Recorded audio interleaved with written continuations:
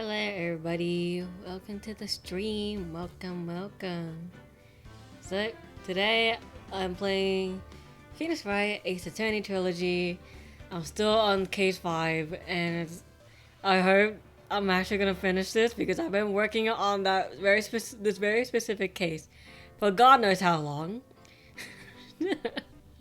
And my voice cracked earlier, so we love that.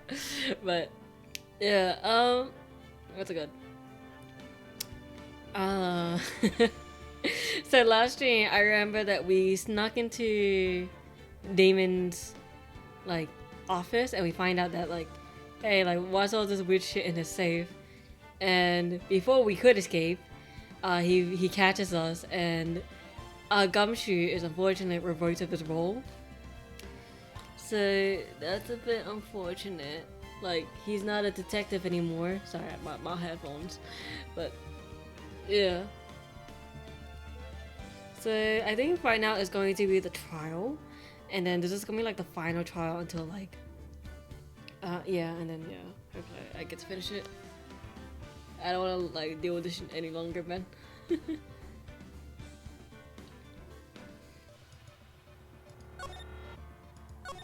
Final day. Rise from the ashes.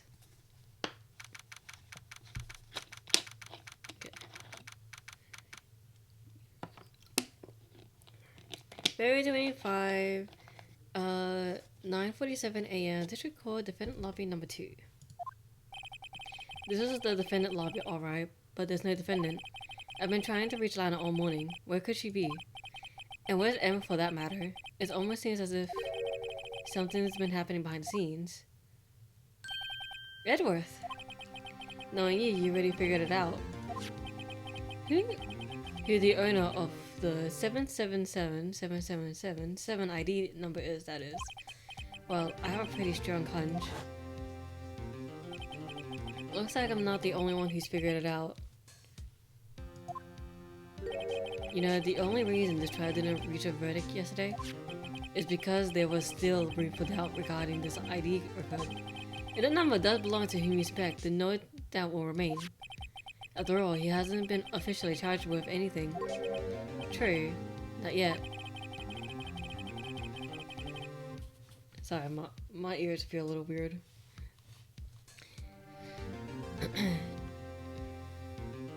In any event, once all that has been removed from that list, I can call for ruling. 5 minutes, right? And Chief 56 Sky would be found guilty. But she didn't do it. I figured you'd say as much. That's why I came here, to hear what you have to say.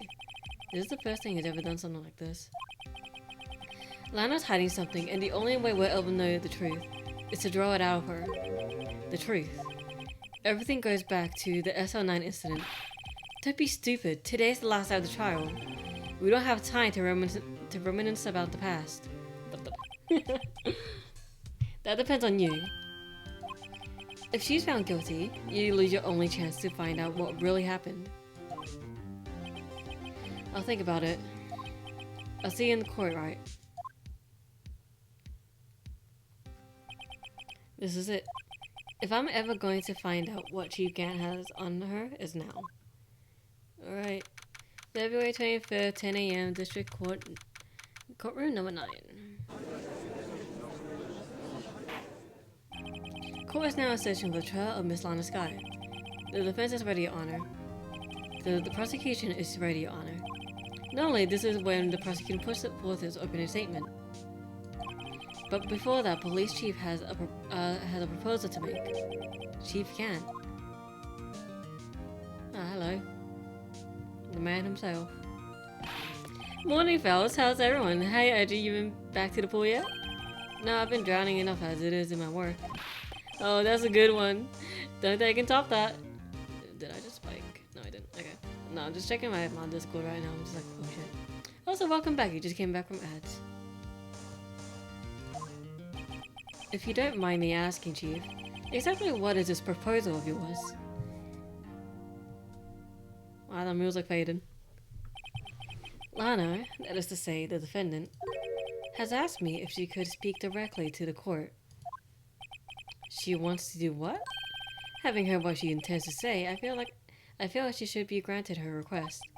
In the end, it should save everyone a lot of time and trouble. Okay, Lana, what's up? What's this all about, defendant? I'd just like to make one simple request, and I'll be finished. Well then, what's your request? Your Honor, I'd like you to put an immediate end to this trial. Huh? I confess to all charges against me. On February 21st of this year, I murdered Detective Bruce Goodman. Hey, it's actually today. That's actually today's date. I didn't think about that. In the underground parking lot of the prosecutor's office. No, Lana!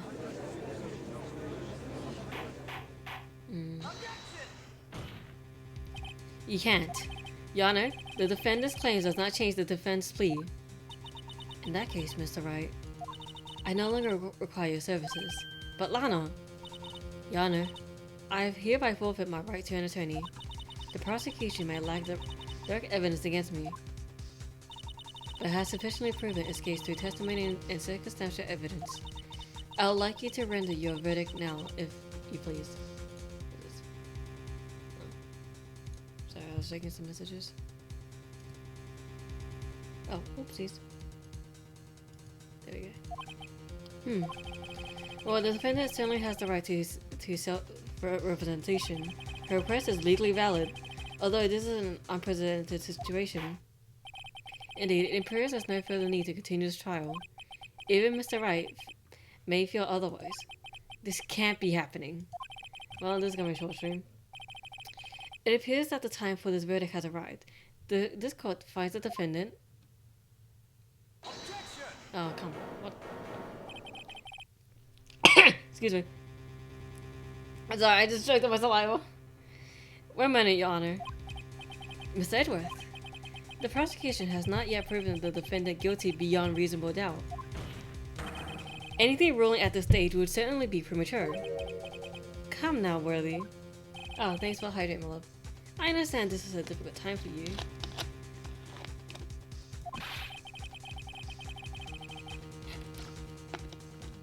But why don't you just be a good little boy and keep your mouth shut,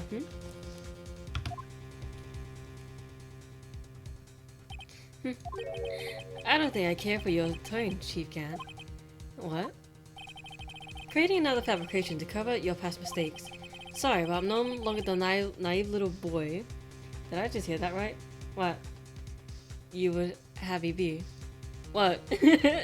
That's what it says! What? I said, it says be a good little boy and shut up. I wasn't saying it as like a fan servicey thing. Well, do you want me to? Kidding. I'm kidding. I'm kidding. Love you, honey.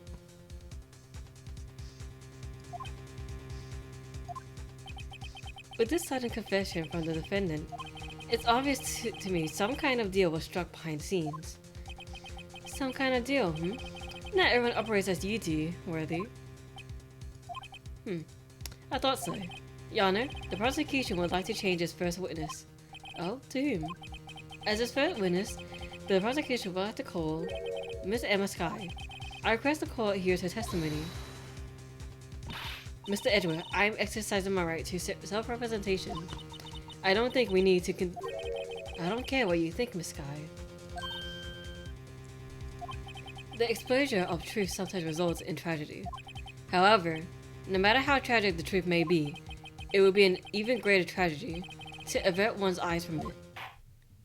Very well, the court shall grant the prosecution's request. That's okay with you, right, Chief Gant?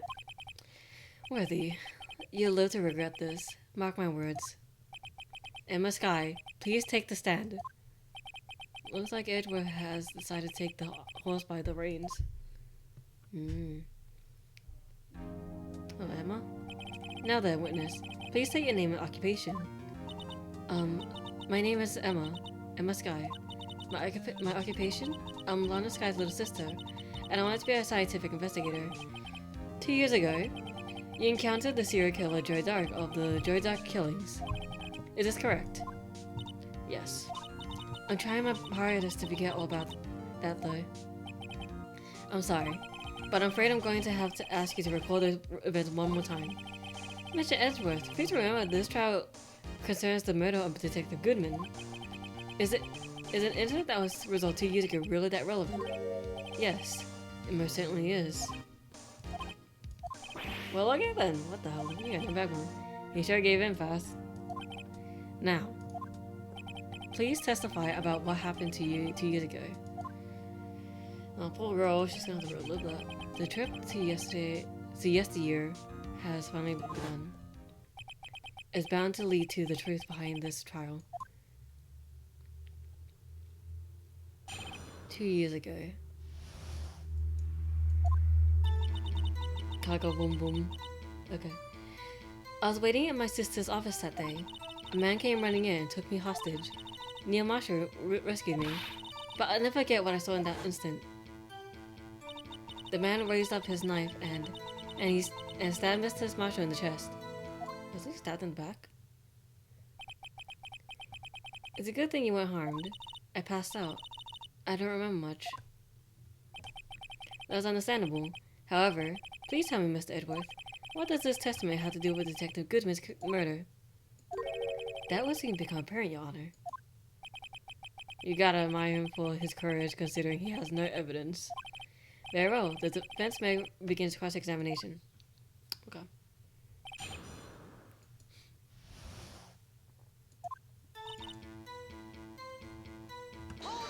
Okay.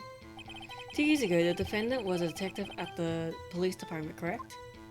Yes. She was a second in command under the Deputy Chief of Police Gant. My sister, she was the best detective ever. Okay. Yes, I remember. Deputy Chief Gant and Miss Guy used to be quite the pair. I believe they shared the same office. That's right. I'd always sit at my sister's desk. I dream about playing that organ. I wanted to play that day too. The police department and the prosecutor's office held a ceremony that day. Lana promised to take me to dinner after she finished her work. Okay. We keep pressing. A man. Yes, Joe Dark. He was a serial killer. Joe Dark was brought in for questioning on the day of the ceremony. We were desperate to get anything on him that would lead to an arrest. When he saw his chance, he fled the room, right? Upon fleeing the room, Dark proceeded to take the elevator. He must have been in a panic because the elevator was going up. Then he ran into the Sky and Gant's office. There was a lot of noise coming from outside, so I opened up the door to have a look. That's when I saw him.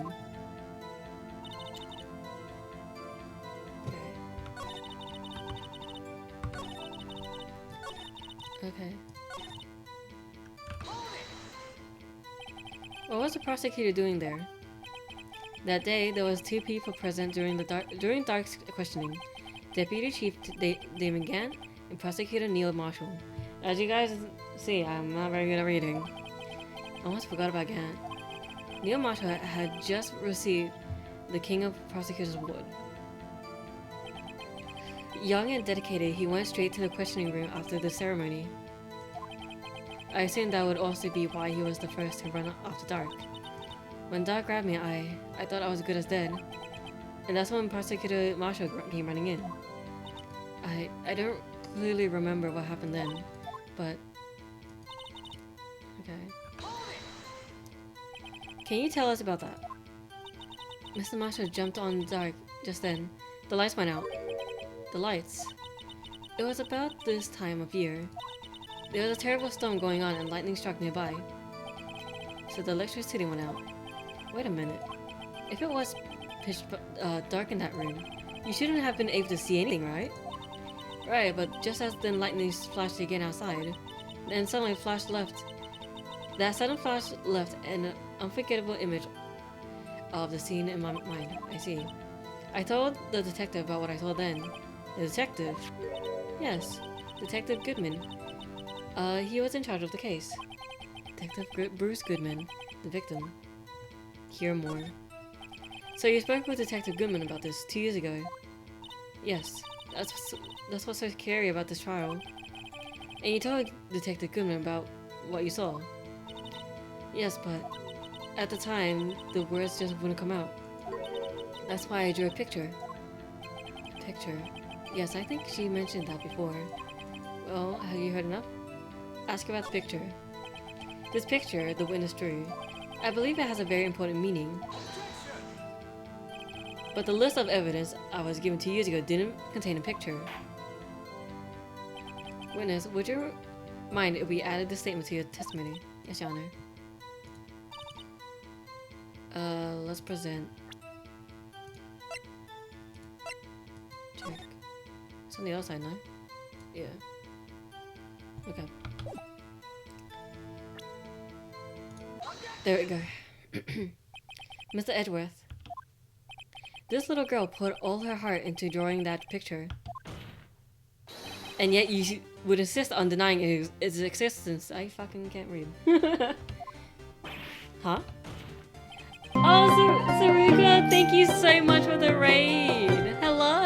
Hello. Hello, Sarika _streams found the dragon with 8 God, you views. found the dragon. D. Saito Civet raid. Hello. I remember you. I was in your stream yesterday. Hello. Yeah, I think it's Sarika, right? I hope I'm not butchering that. Unless I am, so please correct me. But hi, thank you so much for the raid. So to any raiders, yes, that's correct. Thank you. Okay, so to any raiders, hello, my name is Mirika Ryushi. I'm your Botany Dragon VTuber. I am a variety streamer. I play all kinds of games, and right now I'm playing Phoenix Wright. So welcome to the stream, everybody. Welcome. It was great to chat yesterday. Glad I could raid. Yeah. Yeah. You know, I appreciate it. I think I forgot you didn't see it, but I love your PNG. Your PNG is adorable. Like the Aussie accent puts me at ease, feeling at home. Yeah. I told you I'm Aussie. Not a strong accent, but the accent's there. Hey, I'm not the bad guy. Oh, thank you. I didn't make the PNG. The lovely artist Ryushi made it. I see. All I'm saying is that the prosecutor for that case, didn't hand such a picture. That may well be, but that doesn't mean it doesn't exist. Behold, this is the evidence list from the SR9 incident. Please turn it over, Your Honor. Turn it over. Turn it. Oh, what's this? The drawing. Yes, what is that? Hey, that's it. That's the picture I drew. And people are talking. Yeah. Indeed, 2 men appear to be wrestling here. What's the meaning of this? What are you doing with that list? Me? Only the prosecutor in charge should have access to that list. Huh? These lists. They're different from each other. What? It would appear, Mr. Edgeworth, that the evidence list you were handed 2 years ago was incomplete. These 2 lists fit together to form one. You can see the marks here where they were torn apart from each other. So you see, Mr. Edgeworth. It's quite obvious what happened here. Oh, what happened? 2 years ago, only half of the evidence in that case have ever reached you. What? Oh, wow. And they're talking again. Order. But Miss Sky. Oh yeah, I forgot to say, for any raiders here, if you guys want to like raid it and run, like go rest and all that, you do that, you know. I really appreciate everybody raiding, like coming in for the raid. But if you need a rest or anything after, like, or anything like that, go right ahead. You can lurk, you can chat. I don't mind. I forgot to say, that's such a delayed response. I'm so sorry. But Miss Sky, I like to hang out for a little bit while I stretch at least. Yeah. But Miss Sky, why did you draw your picture on the back of such an important list? Because that's what Detective Goodman handed me in the questioning room, Your Honor. Wait a minute. If this list was torn in half, then that means... Your Honor.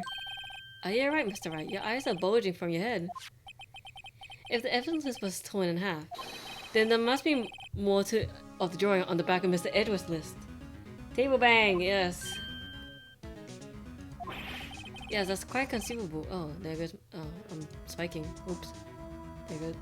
Oh no. Oh no. I'm spiking. Okay, Spike is gone, but it's not gone in Discord. Hello, Discord. Whatever. I'm gonna have to deal with that on Discord anyways. Yeah. Oh man, of course it was Spike now. Okay. It's possible. Let's see. Oh jeez, he's he's not happy. He's not happy. Is something wrong? Do you even have to ask? Oh, he's going through a moment. Sorry, Your Honor. There is indeed something drawn on the back of my list. Is that thing? What the hell is that? Oh. Oh, jeez. Of course I'm spiking now. Whatever. Oh, of course I forget to do that. Okay. Sorry, give me 1 second. What does the Phoenix Wright stream say? I'm just gonna get out of Discord, so... Oh, it's Mirika, thank you for... Okay. Unfortunately, I'm gonna have to leave the Discord call, because I think that's what's affecting it. Yeah, that is. Unfortunate. That's that thing! That thing that was dancing in the evidence room! Clearly, this is an act of vandalism in the work of a certain chief of detectives.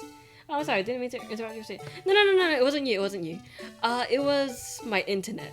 And I noticed that the stream was struggling a little bit, and on Discord, I have a little Mirika live where you can see that I am live, but the Discord was lagging, and that also affected OBS.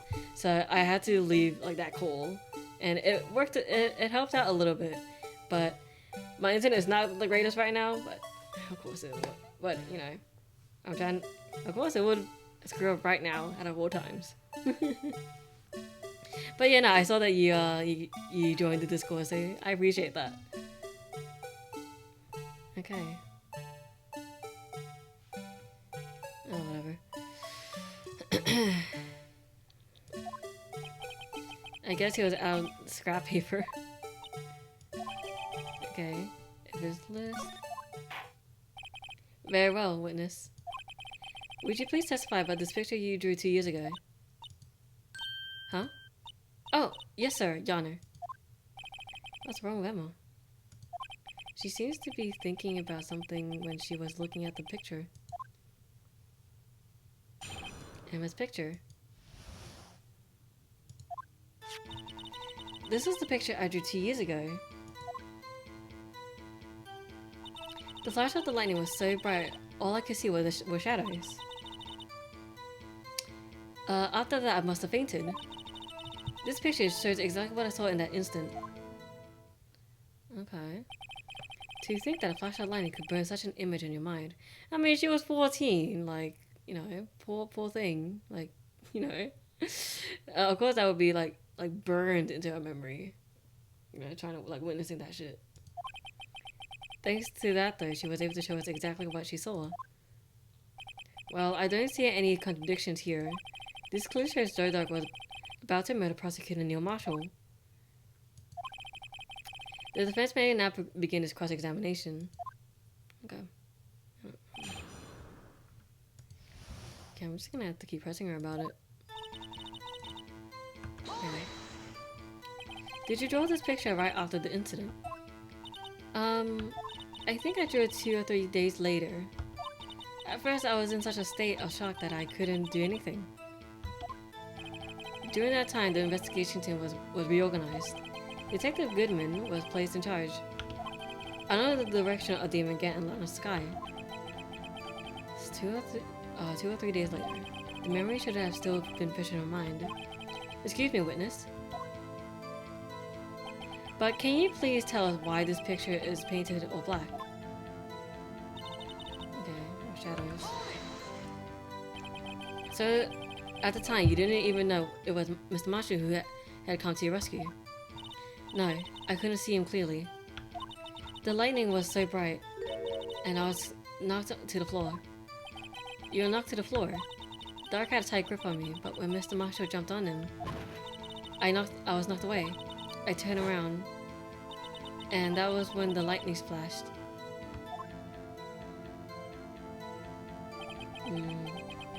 Poor Emma, I'm glad she wasn't hurt. What happened after the lightning flashed? After that, I must have fainted. Okay, let's see after this one's good now. Okay. Oh, wait. So, okay, I see that you're struggling to join, Sarika. So, you don't say, I'm gonna, like, okay. So, you don't say the color of it. It's just what it is, what the flower is. So, for those that don't know, like, who aren't in my server, before, like, you join, there's a password, because I prefer to keep myself safe, you know? And that password is in the rules. So all you have to do is just like, and there's a clue in there, just like, hey, this is what it is. You don't write the full thing. So I'm gonna like ping you real quick. There we go. Okay, I'm gonna do, there we go.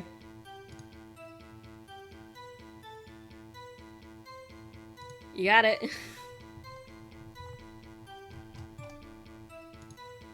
Okay, oh, okay, thank you.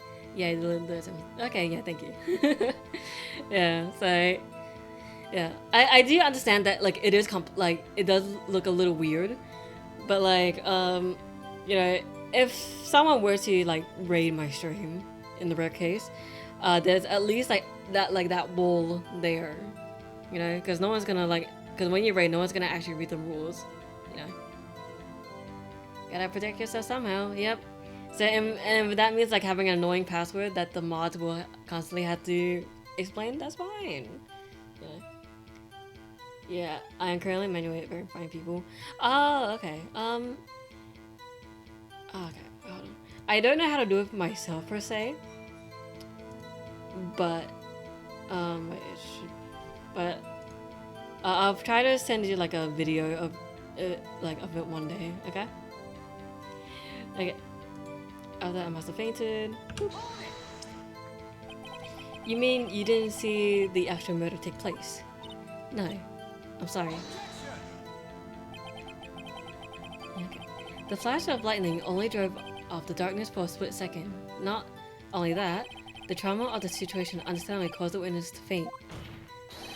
Do you really need to torture this girl any further? What? I'm not the bad guy here. Anyway, this picture. Excuse me. I'm gonna press about it. Excuse me. Sorry for asking so many times, but are you sure you drew exactly what you saw? Of course, this is the exact scene.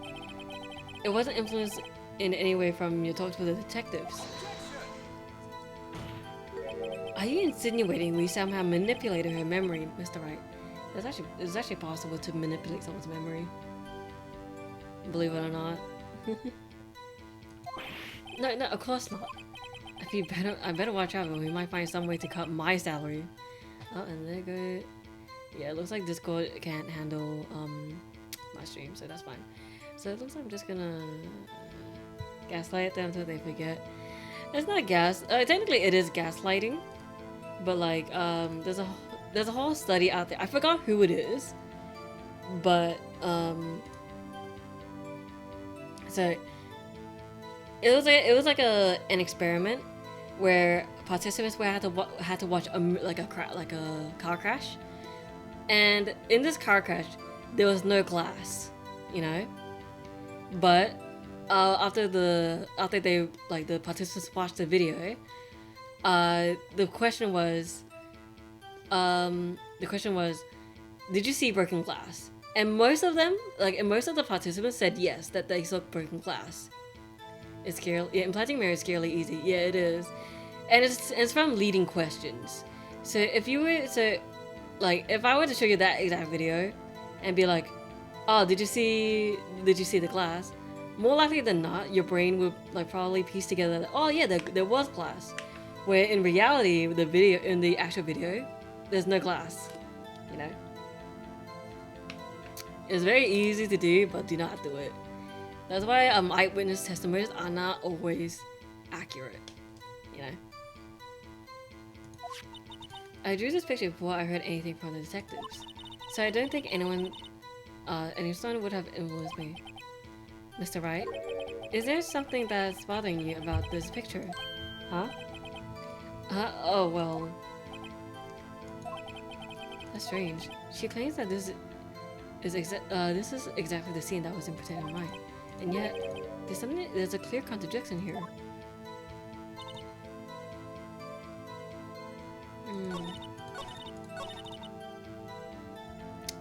Okay, now I don't know what to do here.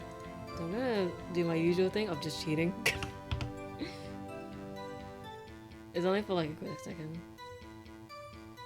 Okay. Let's see, where is it? Ace Attorney. There we go. Imagine they didn't know about wants it, but don't want to embarrass themselves, yeah.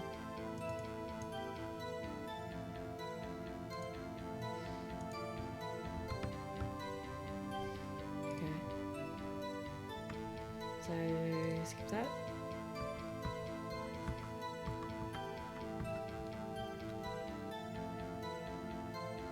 Okay, Emma's picture.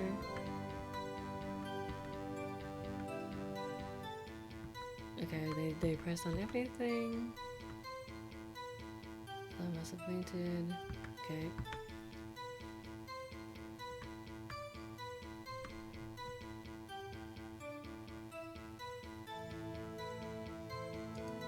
Oh, okay. Yeah, okay. Now I get it. It's the autopsy. Right. Cause yeah, no, the image shows that he was stabbed in the face, but the autopsy shows I need to get out of that. That where is it? Was stabbed in the back. Yeah, he was stabbed in the back. So that's what I was always confused about. Like, it looks like he was stabbed in like the head, but it was stabbed in the back. There we go. I hate to be the bearer of bad news, but this picture the witness drew contains a blatant contradiction. What? But I still remember it like it was yesterday. Mr. Wright, perhaps it would be faster if you simply pointed out this contradiction for us. Okay, well, part of the picture is this null?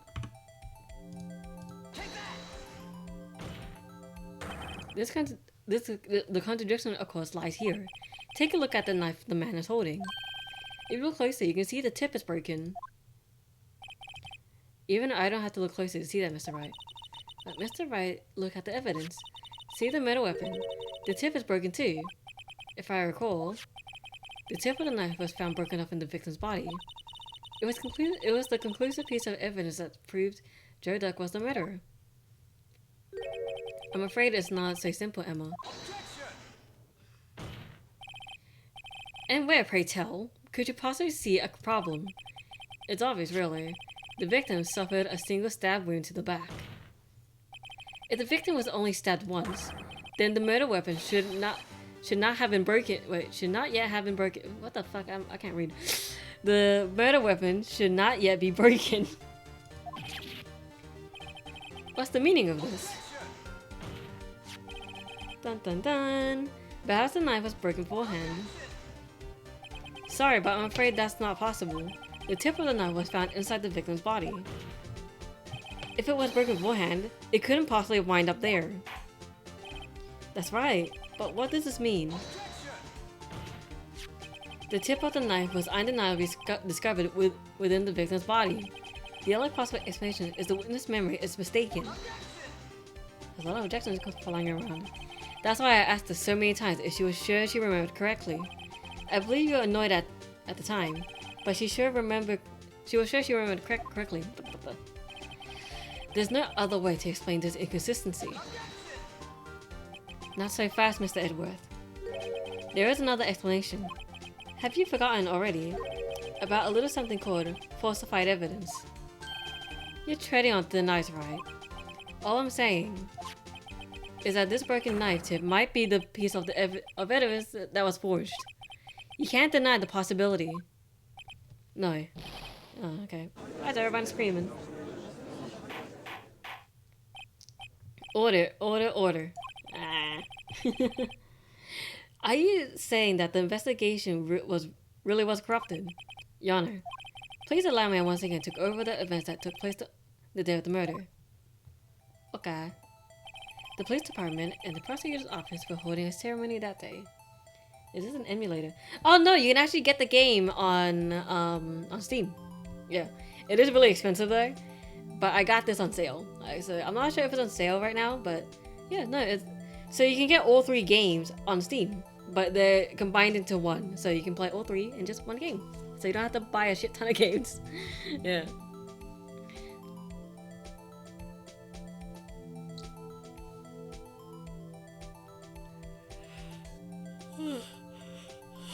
Excuse me. Yeah. Okay, the police department and the prosecutor's office were holding a ceremony that day. After receiving the King of Prosecutors Award at the ceremony, Neil Marshall questioned Joey Dark along with Damon Gant.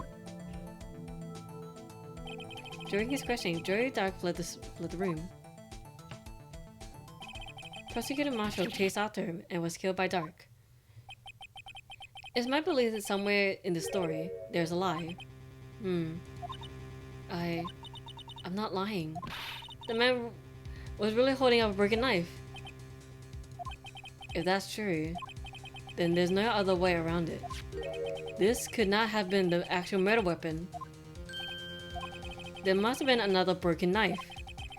What are the chances that there are being 2 broken knives? Another broken knife besides Joe Dark's. Could there have been 1? There was another one. If the witness is this adamant about the accuracy of what she saw, it can't just be explained by a simple observational error. Mr. Wright.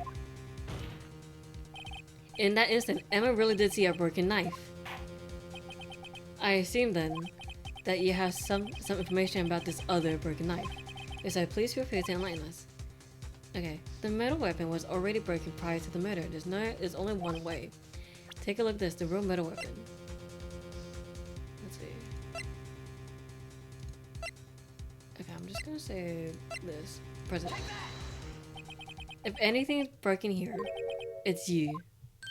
Huh? I'm sure this must be all very amusing to you, Mr. Wright. But what I meant, oh my god, that the fate of Miss hangs on the balance. Okay, what? The real metal weapon? What? The effect? I thought it was that. Is it this? No, it shouldn't be. Okay. Well, time to do my research again, because I thought it was.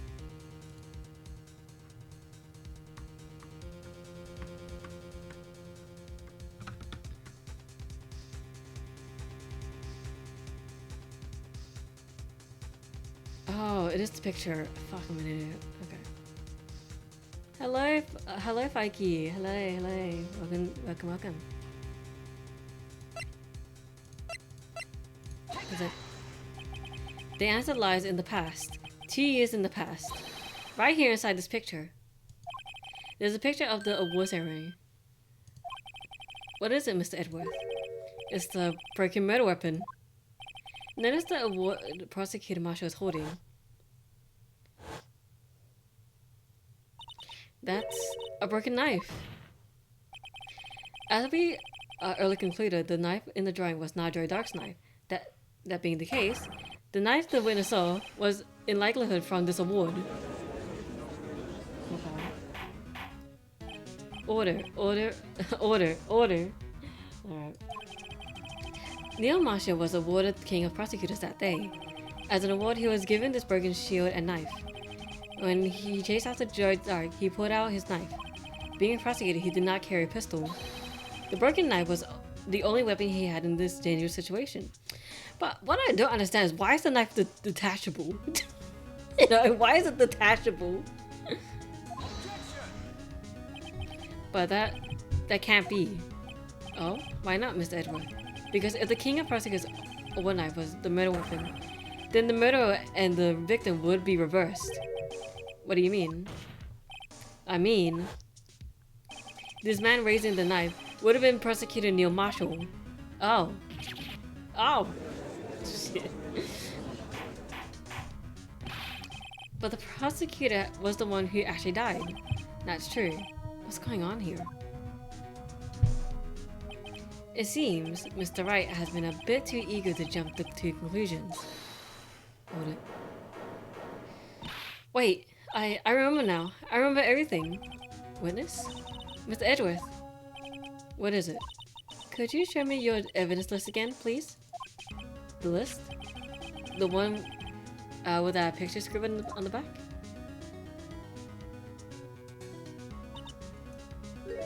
I knew it. This picture. I'm the one who drew it. What? You drew that? That's right. The list wasn't torn in half at the time I drew this. What the hell? All this time, I've been trying so hard to forget. I must have locked this part away deep inside me. Perhaps it would be best if we added this to the witness testimony. Would you please tell us what you recall, Miss Guy? Yes, Your Honor. But that's so creepy, though. It looks so creepy. First the knife mix-up, and now the blue badger. This should be interesting. Alright. Image recollection. When I saw that man raise his knife, I panicked and I rushed towards both of them. I think I knocked away the man with the knife. Just then there was another flash of lightning, and that's when I saw the blue badger. He wasn't in the room, but I'm sure I saw his shadow. This is certainly most unusual. Try impossible. The chief of detectives didn't even design it until this year. That would mean he didn't even exist 2 years ago. Yes, well, the defense may now begin cross-examination. Stop, please. Don't pursue this any further. Lana? What's the meaning of this? Please remain seated in the defendant's chair. But you can't do this. I've already confessed to the crime. Why can't you just leave it at that? Chief Prosecutor Sky. We've already come to this far. It's too late to turn back. Silence. The defense will now begin its cross-examination. Bailiff, please detain the defendant. It seems they're finally getting to the core of the matter. Oopsies. Okay. When I saw the man raise his knife... When you say that man, I assume you refer to Joe Dark. Yes, at least I think it was him. You think? All I can really see were shadows. The power outage that immediately preceded the incident is also documented in the prosecutor's office reports. So then you... rushed weapon. Why would you do something so dangerous? Oh, whoops.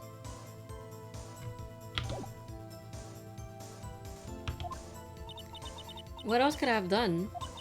He was about to stab Mr. Marshall. She seems convinced that Dark was the one holding the knife.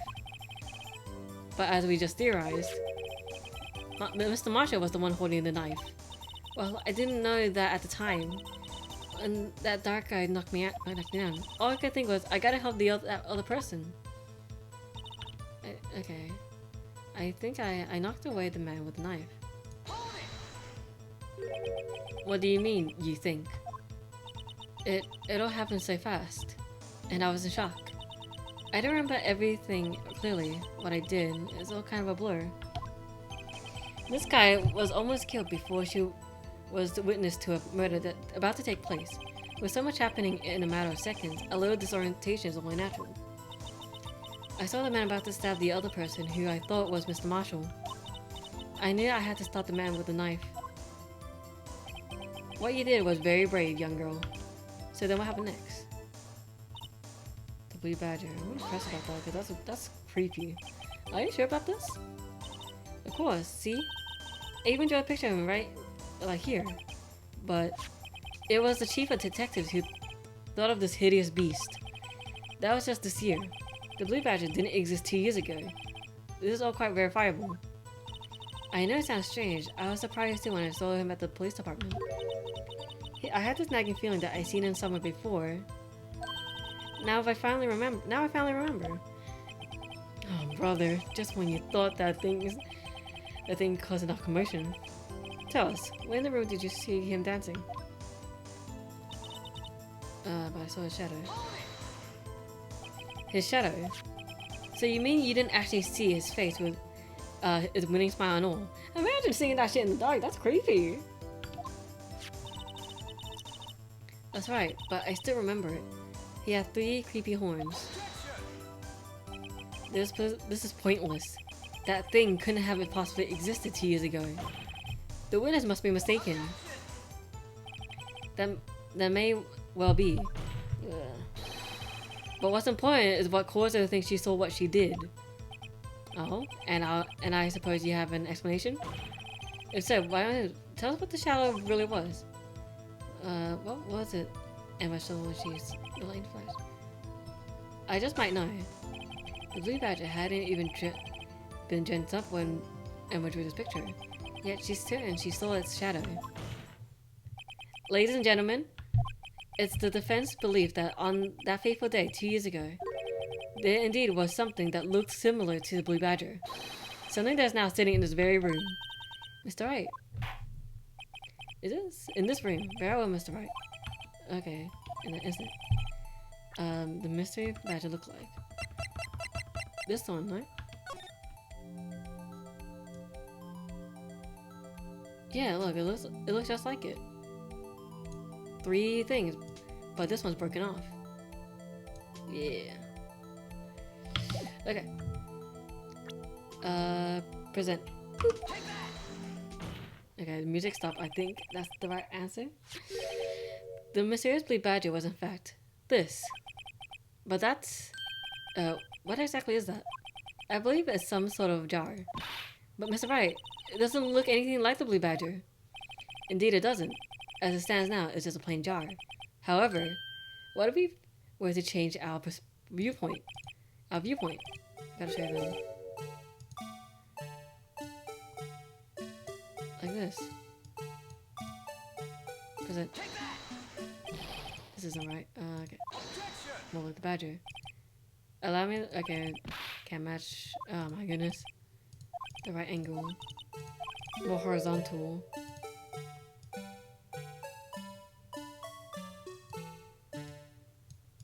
Okay, what position would it be? Like here, right?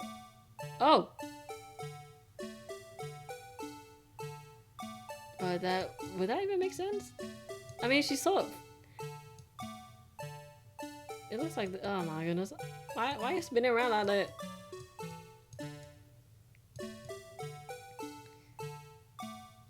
It should look like this, no?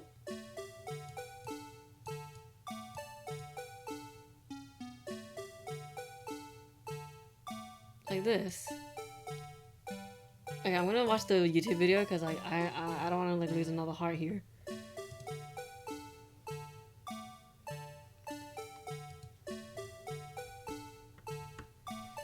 Okay.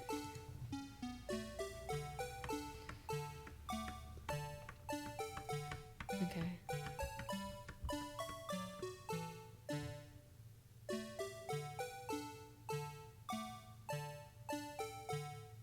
Yeah, it looks like that.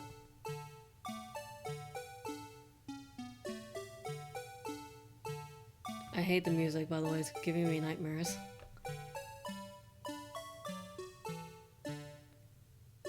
Okay, yeah, it looks... Okay, let's just, like, move it. So I gotta work. How are you doing? Ah, doing good. How about you? Hey, Mom, first off. Ah, I see. Okay.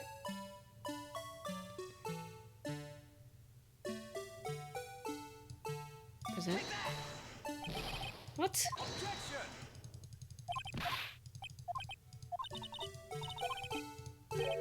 Okay.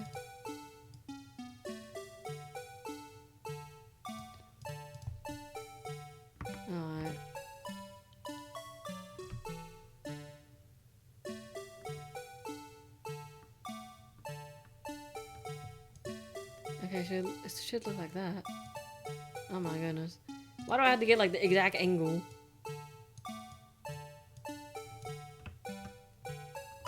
Oh shit. Come on, man. Doing great. I don't only get home office but super fun. Oh, I see. So I guess you were just working from home then. That explains why you're here. Can I just... I don't like this music. It's creepy. Okay.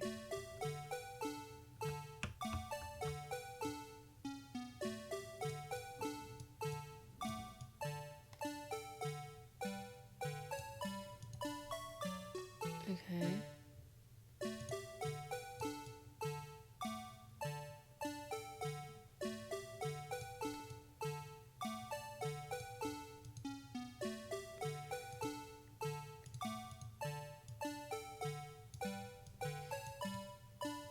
Okay. Oh my god. Why is this like fiddly?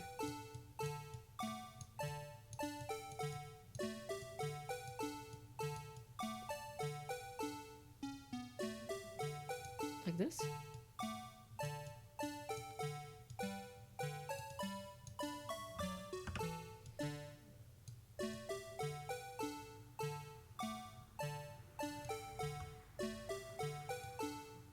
Okay.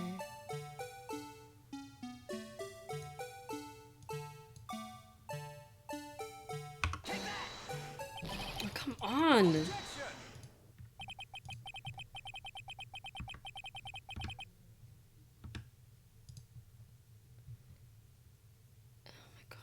I'm literally doing the exact same thing. You know what? I am doing an apprenticeship and I'm forced to work 5 days of his, so I can do homework. Let's see. Housework. I'm literally doing everything. Oh my goodness.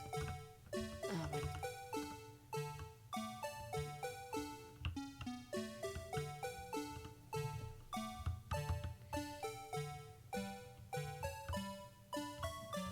Okay.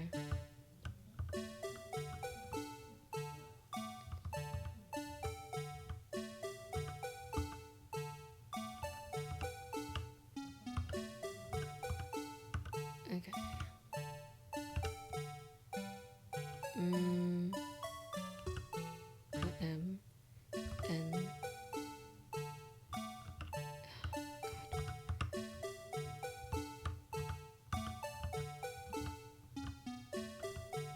Okay, and H. No, it's still crooked. Fuck me.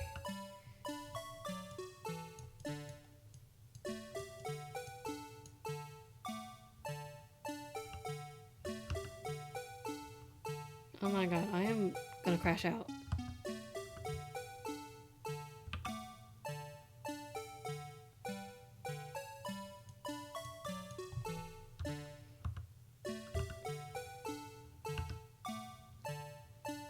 Alrighty.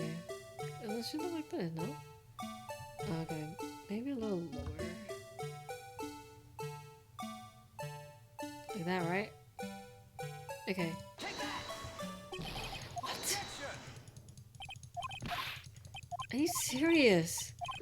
I'm literally doing the exact same thing.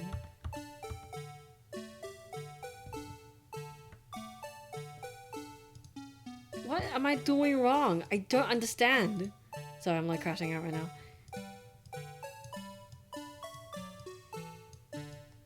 Like, I am doing the exact same shit.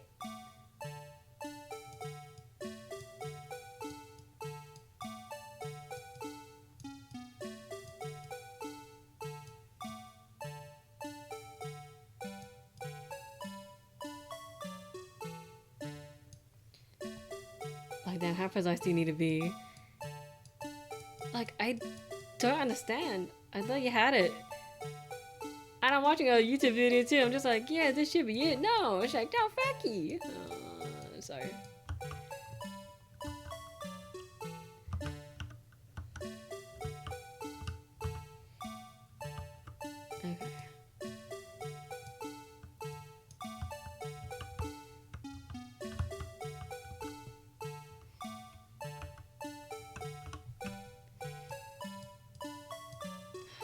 Okay.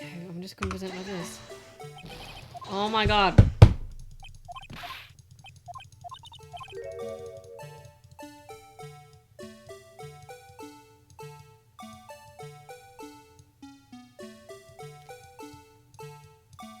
Sorry, I'm like I'm sorry, I'm like crashing out right now. You guys are all seeing this shit, right? Facing the other way. No, that it should look like this. Because if it's facing the other way, then you won't see the three things. I hear. I'm crashing. I'm actually crashing out. It's like, how precise do I need to be? Like, do I need to like the exact like squares? All right, hold on. Hold on. You know what? I'm gonna do this artistically. Okay, I'm gonna take a screenshot of this.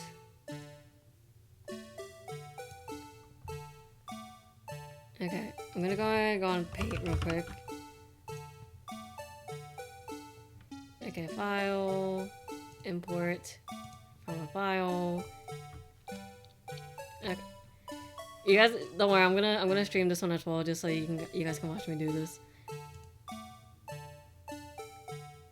Is it? Yeah, it's tripping. I guess. Okay, I don't like the blue badger. It's so scary to me. Okay. I'm gonna do this. Oh, actually. Window capture. Okay. There's a window. Paint. Oh, it's not even showing up. Okay, love that. Anyways. So, I think I'm just gonna... A little creepster. Yeah, no. So, I'm just gonna like try my best here. Cause if I need like the exact measurements, I'm cooked. Okay. Unfortunately, this part is gonna take me a little longer. I do apologize, but you know. Oh.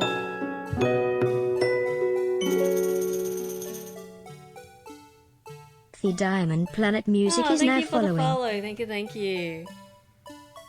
Okay.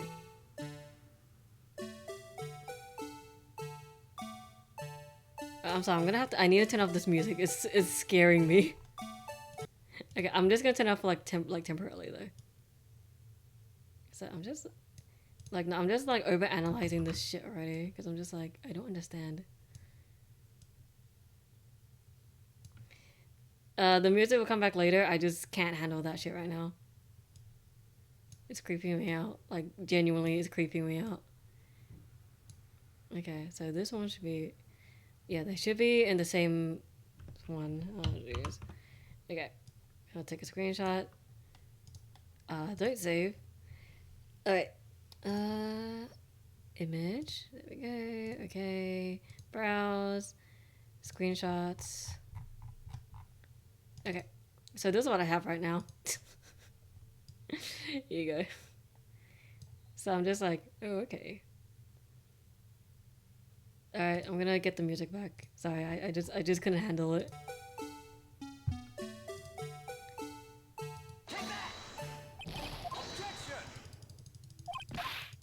Okay.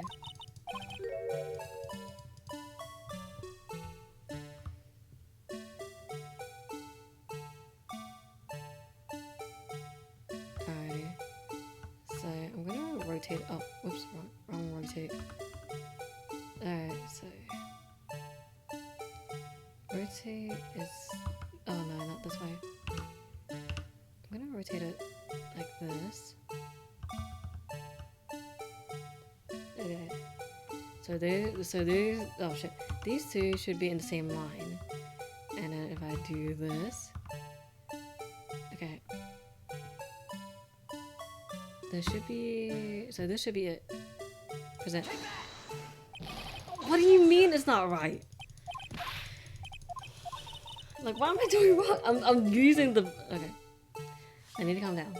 I need to calm down.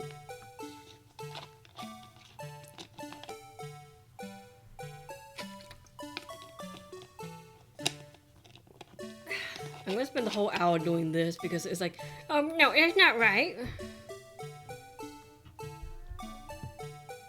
Okay.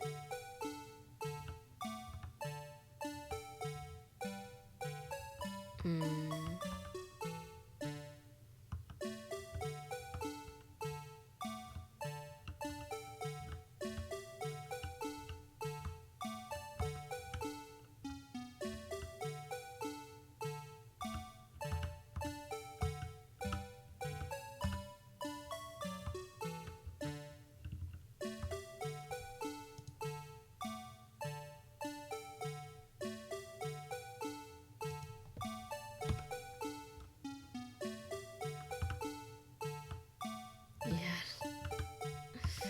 I don't like. Like I said, I'm actually crashing out right now.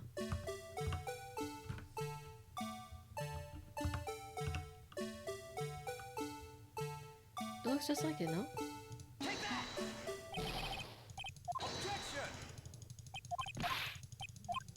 Can't I just skip this? Why do I need to like do ABCs for this shit? Oh, whoops. What I have the actual thing right next to me. Like, why? How accurate do I need to be? Like, is it this? Okay. I'm just gonna restart.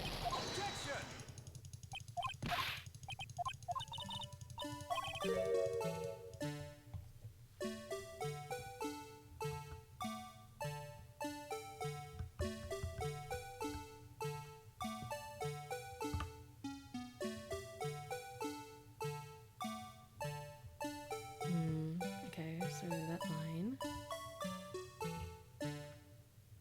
Maybe I need to rotate it. Oh, no. Maybe I need to rotate it like this a little bit. Okay. Oh, oops, wrong way.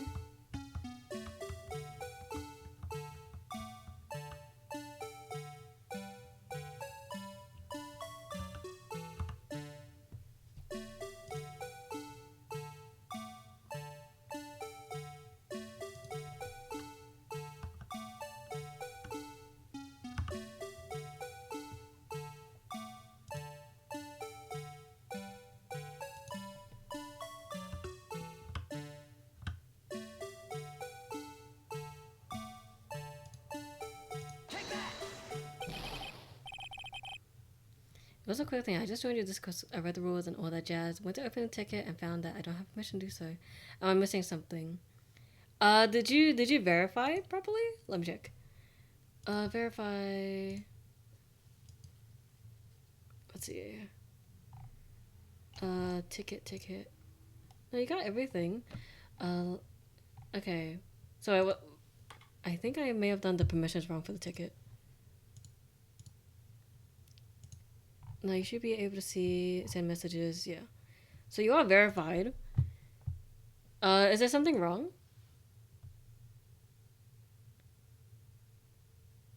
Okay. Hold on, outbreak. Just happened. Can't. So I can't hear you. I don't use to go and all that jazz. I want to open a ticket. Found it. Oh shit.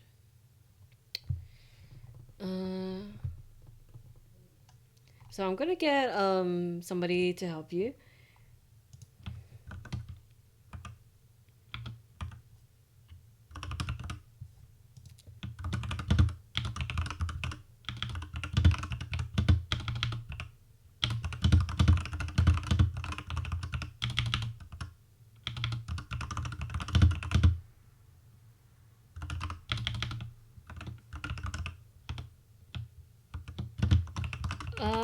What did I miss?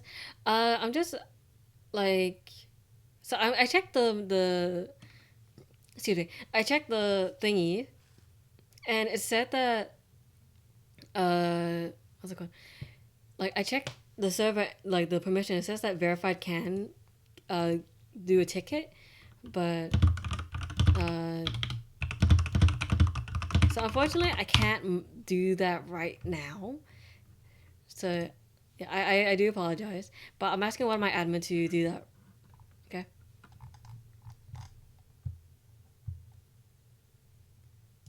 Yeah, I'm very sorry for the inconvenience, but yeah. Hold on.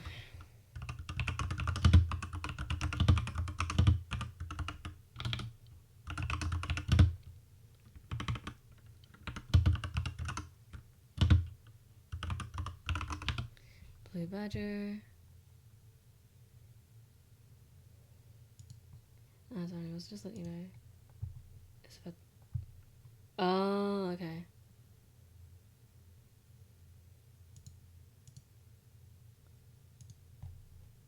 Okay, hold on.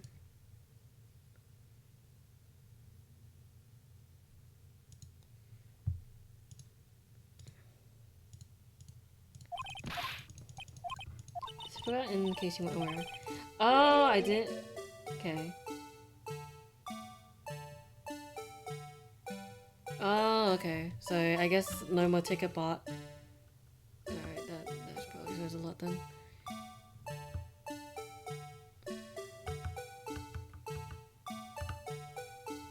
No, it's not that. Like this. No, that's... Is that? No, it's even.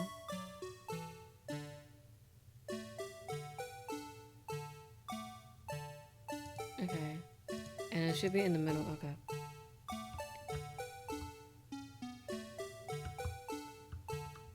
Okay.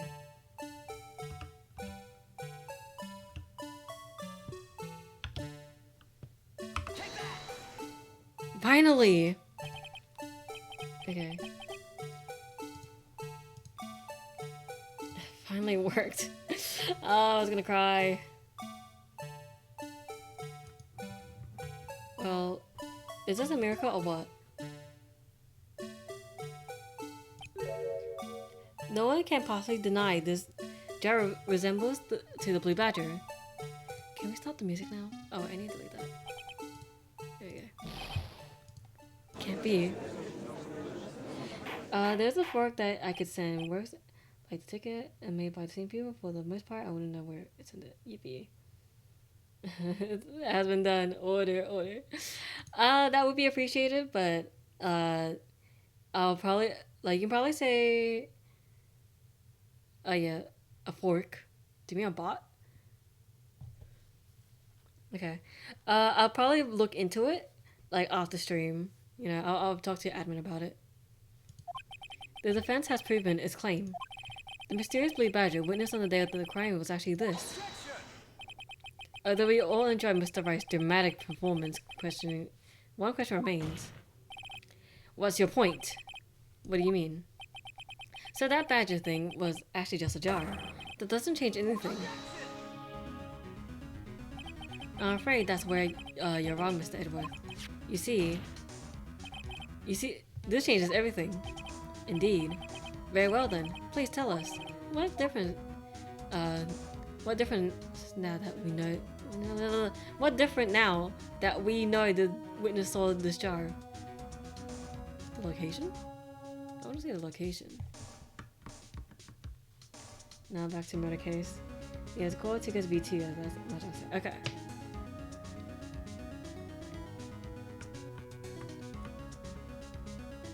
Here's the location. Okay. Allow me to take these in turn. At the moment of the murder, the witness saw this jar.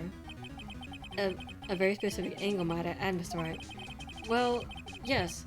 Knowing this, where could she have seen this jar? Where? The location of the jar is shown in the picture taken on the day of the crime. It's on the shelf. It's on the shelf in the office of Damon Gant. What? I can't read. But the body is found lying near Lana Sky's desk. The witness testifies so herself. Yes, and it is actually these two facts that reveals what actually transpired. You see, the struggle between Doug and Marshall did not take place in Lana Sky's office. It happened on the other side of the room in Chief Gant's office. Are you implying the murderer moved the victim's body from Damon Gant's office to Lana Sky's office? Yes. Why do we do that? There's no reason. Exactly. If there wasn't a reason, he wouldn't have gone through the trouble. The only logical conclusion is that there was a reason. Do you know what that reason was, Mr. Wright? I finally figured it out. So this is why Lana tried to stop the trial. It's too late to quit now, though. Please recall the witness's testimony. She said she knocked away the man who was holding up the knife. In the next instant, the jar was hit and flew through the air. Now tell me, what could have sent the jar flying? That would have been the impact the man made when he was knocked into the bowl. Ladies and gentlemen, if I may draw your attention to this picture once more. If the man was knocked in the direction of the shelf the jar was sitting on, what would he have hit? The suit of armor, holding a very sharp and dangerous-looking sword. It's a spear. Yes. Since I thought I saw a spider. Sorry. Since the man who was knocked into the armor was carrying a broken knife, he would have been Neil Marshall, wielding the King of Prosecutor's Trophy. No. Mr. Wright, you can't be thinking. Yes, there was another possibility of what actually transpired in that room. Another possibility. Of course, the perpetrator would have had no idea, but nevertheless. I don't know if I can go through with this. That's right, what's the matter? If events took place as the defense theorizes, then the outcome is obvious. In that moment, assuming that the man Emma Sky knocked away was actually Prosecutor Neil Marshall.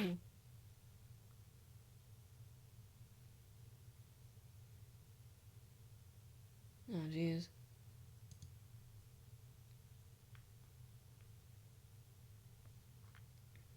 Emma. You mean Mr. Marshall died because of me? Oh, poor girl. Oh no. I never imagined her testimony would lead to this. So, it was the witness who took the victim's life, and the priest with her own testimony. This is unprecedented.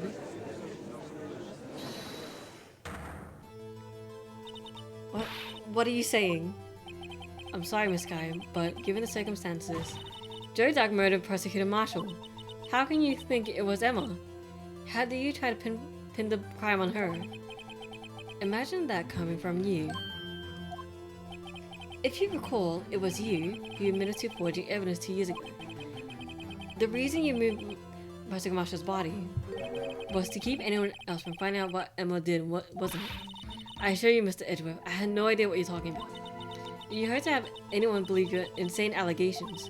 I'm afraid you're going to have proof. Tell me, do you have any conclusive evidence that proves my sister killed Neil Marshall? Evidence? I'm willing to bet you don't. Yes. It certainly would be difficult to prove this with evidence. If we don't have evidence, then we'll have to rely on testimony. I'm afraid that won't work in this case. Both parties involved in the incident are dead. You certainly can't get dead people to testify. That has been a wild goose chase from the beginning. What's up, Edgeworth? Touche, Miss Sky. Of course. The possibility only leaves us that only leaves us one possibility. What do you mean, Mr. Edgeworth? I mean the possibility that the victim has left us a message. For better or for worse, Mr. Marshall did not die instantly. He may have left behind the name of the person who took his life. In one manner or another, that's impossible. Well, Mr. Wright, this is the only possibility left to you. Okay. A message from the deceased. Does such a message exist? Okay. The real murder's name that the victim may have left behind is in the evidence. This message from the deceased is already in our possession. Mr. Wright, will you stop at nothing to prove my sister a murderer? Do not be mistaken, Miss Sky. Our purpose is not to accuse Emma of any crime. There is only one thing we seek: the truth. No matter how painful it may be. Now then, Mr. Wright, please show us. It's the thing, no?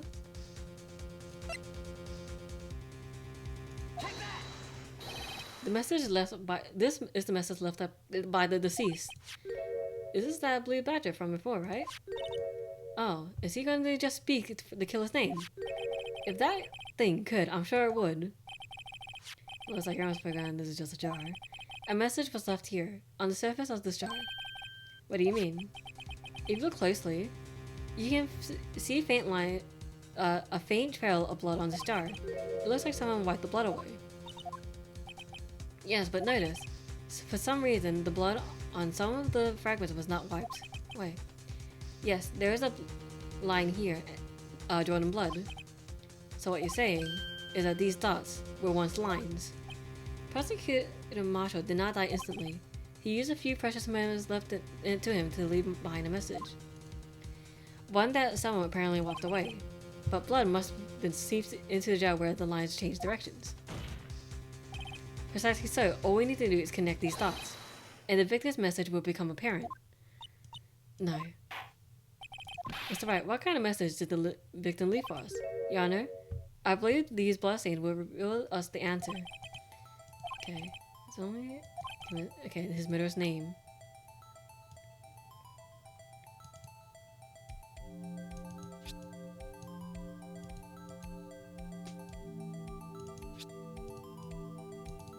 It does look like... Oh, no, it's Emma.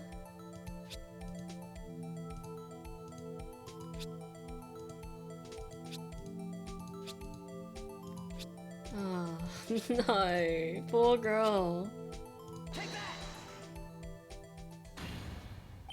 It's a defense attorney's duty to prove their client's innocence. That's why all I've been thinking about is saving Lana. After all my efforts, I never thought it would turn out like this. Emma. So this is the final message Prosecutor Marshall left behind. Emma can't catch a break. The poor girl, she's only 16. And at the time when the murder happened, she was 14. Like, she's already traumatized enough. Leave her alone. Of all people, she may not have meant it, but in the end, the one who took the victim's life was Emma Sky.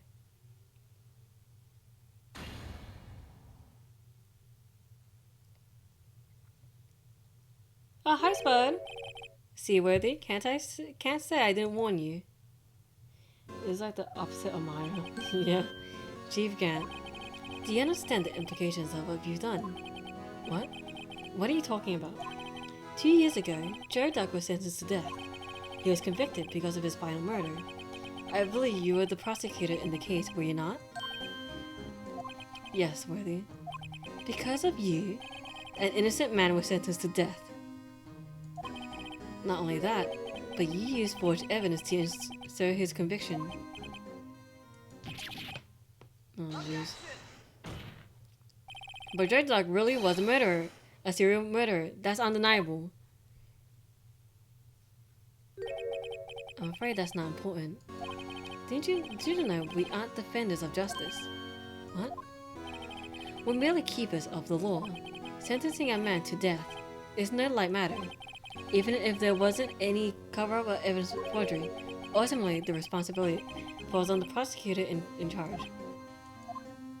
Despite what anyone may say, this fact cannot be denied. Oh, that's gramming.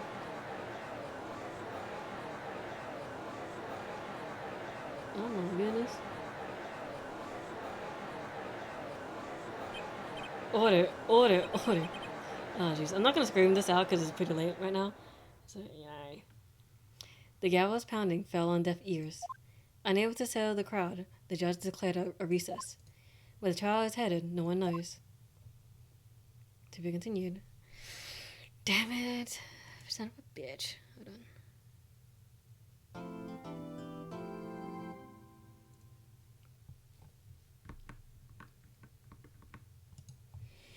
Excuse me.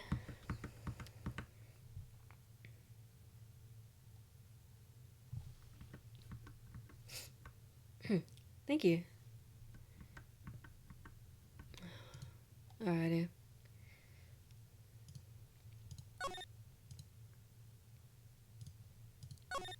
Yes.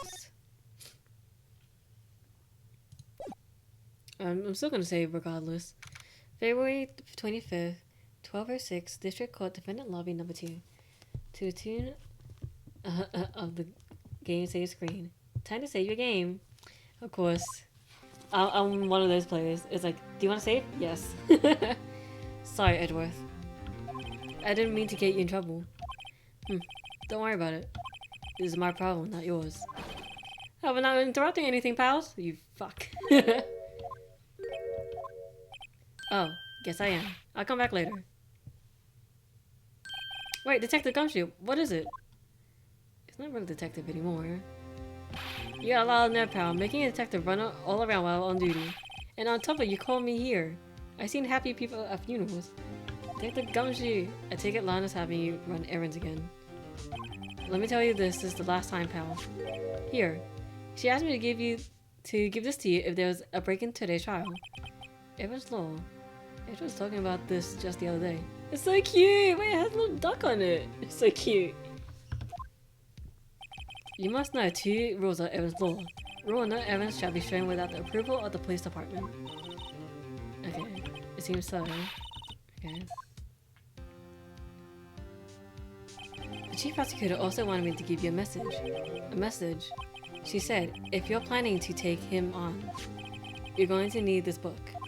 Him. I guess I'll need to give this book a thorough read. Okay. Doesn't look like that book will do you any good now, though. All that's left now is the chief prosecutor's sentence. That's where you're wrong, detective. Huh? Haven't you figured it out yet? Why I'm still sitting in that prosecutor's seat, despite all these allegations being thrown at me. Mr. Edgeworth, the real trial today hasn't begun yet. What? What else is there left to do? Your credibility has been all ruined, but okay. Your credibility's been all but ruined with this forged evidence you were unaware of. The Miss Guy found out she'd unwillingly caused the man's death, and now you're telling me you want to do more? You gotta be kidding me, pal. Okay, you're missing the point, detective. Lana didn't murder Detective Goodman. She merely stuck a knife into his dead body. That means the real killer is still out there. What? And we're going to expose him, no matter what it takes. This case has hurt too many people. It's time to bring it to an end. Okay.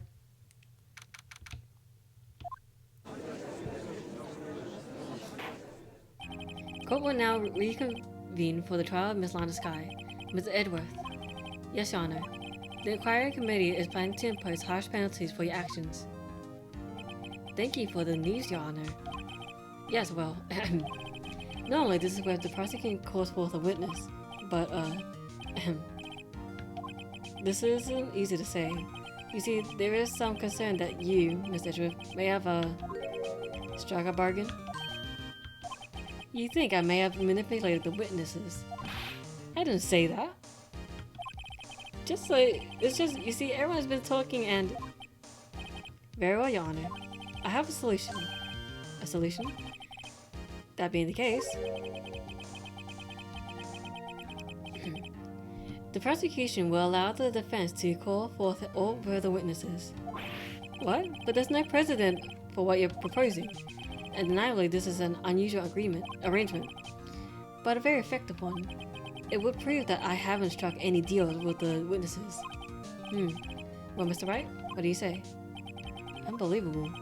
Edgeworth has found a way to continue the trial. Very well. The defense accepts the prosecution's proposal. Then decided, what about his other proposal while I had it? I'm kidding. The defense may now call for his next witness. Mr. Wright, you do realize this is your last chance. If you call the wrong witness, the trial is good as over. Cause...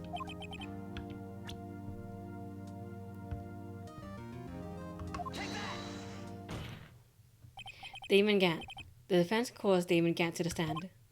Damon Gant? What does this have to do with anything? Oh shit. Wait, did I do the wrong person?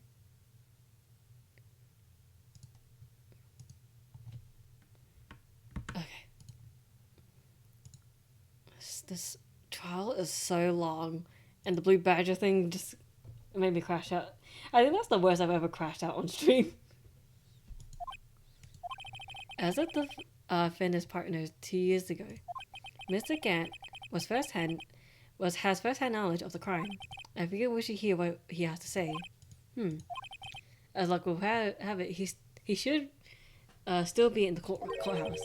He would also be the least likely to have been manipulated by me in any way. Wouldn't you agree, Your Honor? True. Alright, bailiff, please escort Mr. Gant to the stand.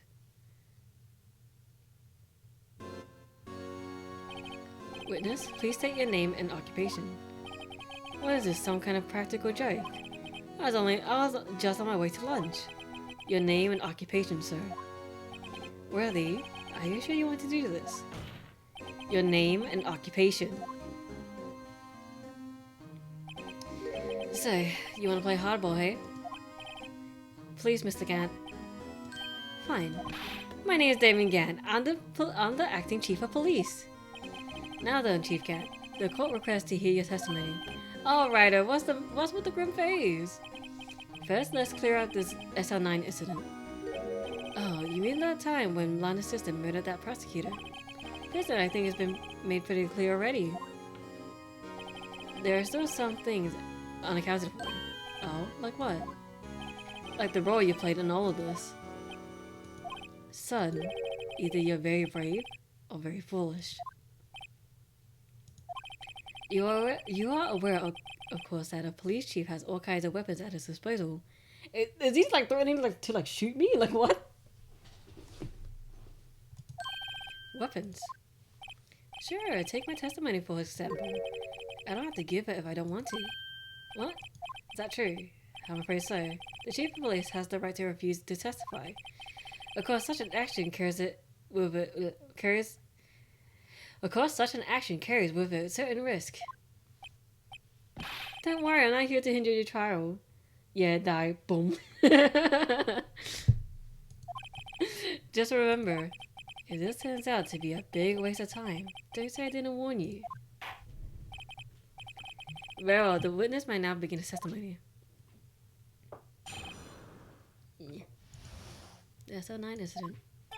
As I recall, Nia and I were questioning him that day. To make a long story short, we slipped up. That power outage didn't help either. Yeah. When I went to my office, I found Lana there. Apparently she had already arranged the crime scene. And as you can see, I had nothing to do with the forgery. Is that when Dark was arrested? Him? He was lying on the floor unconscious.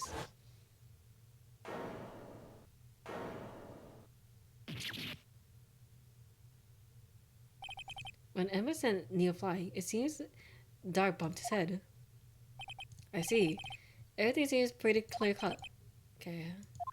Then I better hit him hard and fast. This is going to be tricky.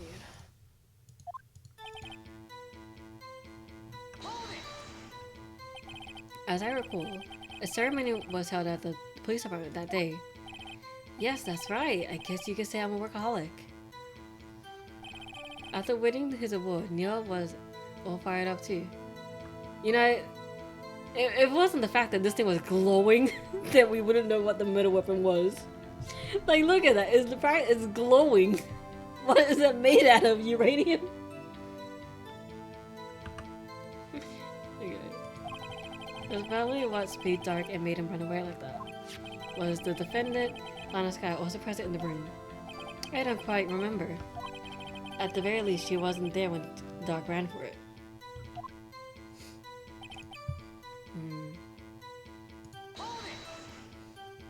So the two of you ran immediately after him, right? That's right, but Dark made it to the elevator first. So Neil and I split up. He went upstairs and went downstairs. I guess you could say he got lucky.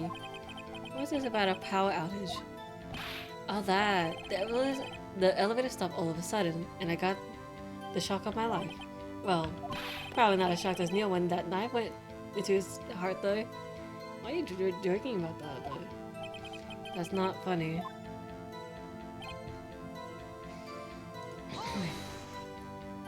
Could you tell us what you saw? It was a shocking sight. Neil and that serial killer were lying in a heap on the floor, all tangled together. Doug was also lying collapsed on the floor. Yes, apparently he hit his head and was knocked out. Next to them, there's two poor girls, Lana and Emma. Lana was cradling Emma in her arms. Looking back at it now, she must have already known what her sister had done.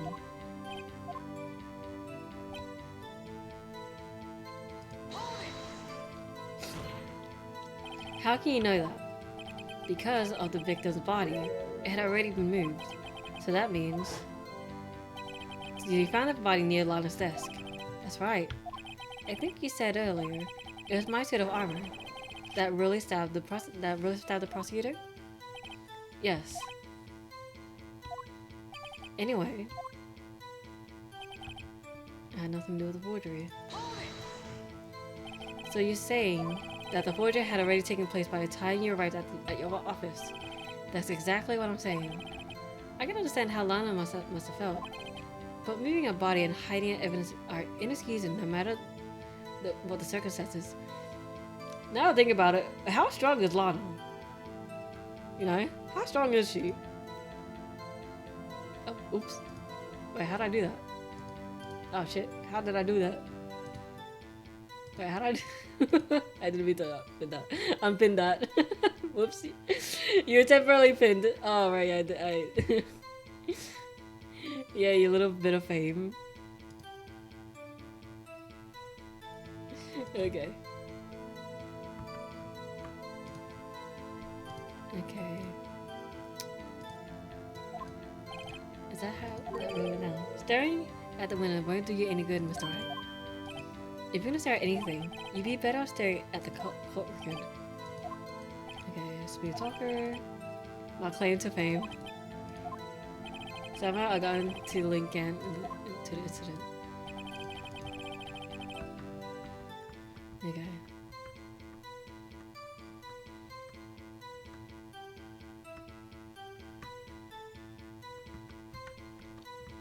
Okay, so I'm just gonna watch the video because I have confusion. Okay.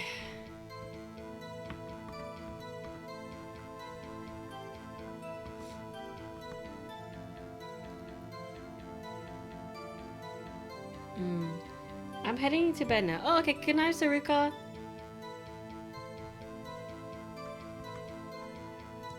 Okay. Good night. I hope to see. Thanks for welcoming me and my chatter in Mary. Of course, of course. Thank you for trusting me with your viewers. Thank you so. I promise I'll take care of them while you rest. All right.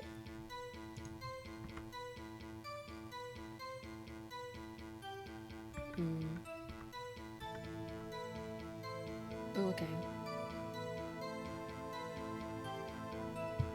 There we go. Okay, what's that?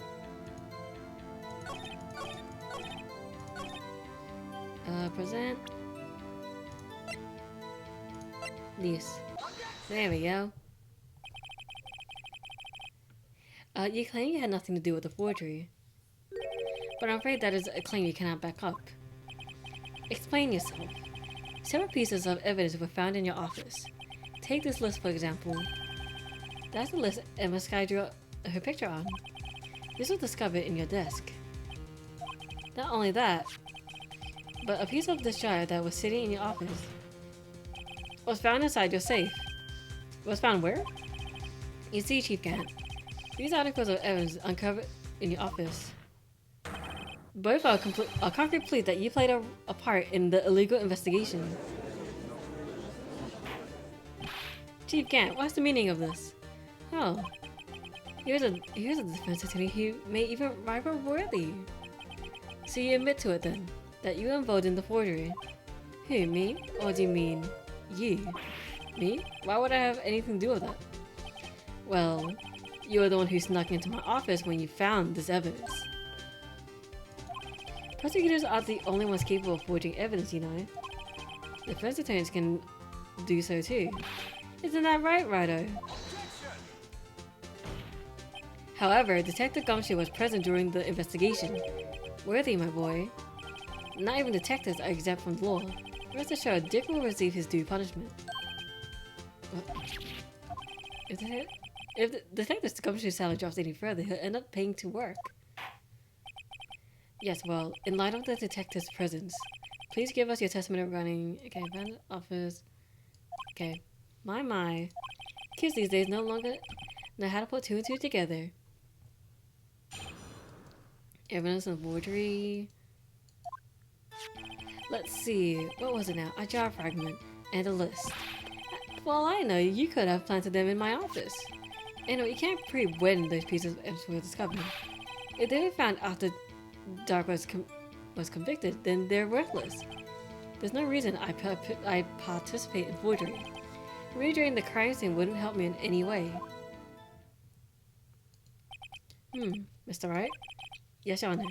When investigating the crime scene, you should have been more careful to observe protocol. You do understand that I am chief of police, right? There will be consequences. I believe I will press charges, so you won't make the same mistake again. My apologies, Chief, but would you mind waiting until tomorrow for that? Today is, well, you know. Alright, Aji. In return, though. I know. That place, right? Huh? What are these guys? What are these guys telepathic? Okay.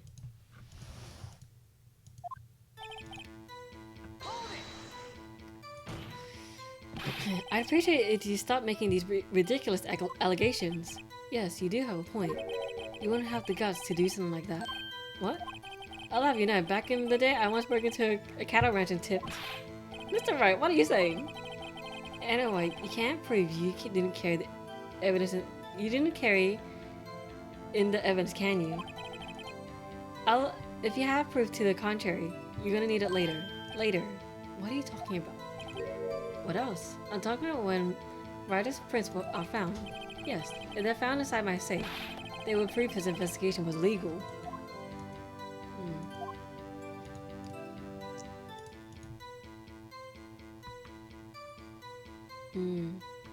So I'm just like, I want to get this over and done with.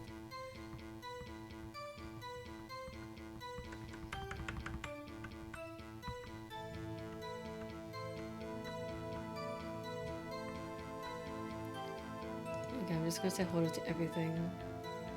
Hold it. What do you mean by that? This is all purely hypothetical, of course. But suppose I did place those items in my safe. Such an act wouldn't necessarily constitute forgery. If concealing evidence found at a crime scene isn't forgery, I'm not through speaking yet, Rido. It all depends on when the evidence was discovered. Okay.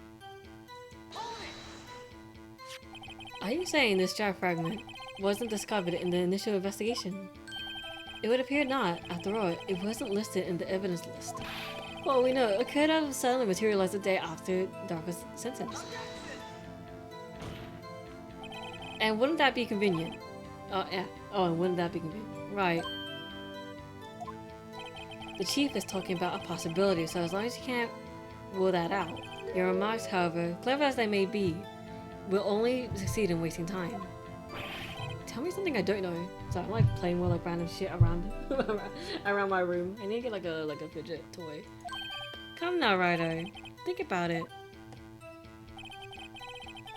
Okay.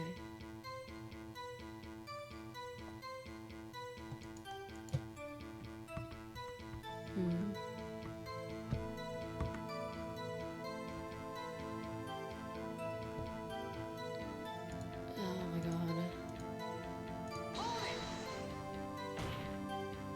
How can you look me in the eye and say that? Of course, because I'm innocent. Remember, who was it that murdered Neil?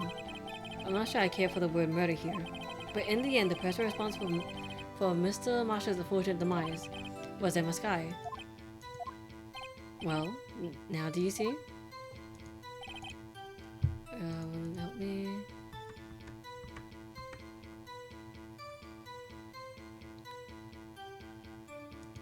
Okay.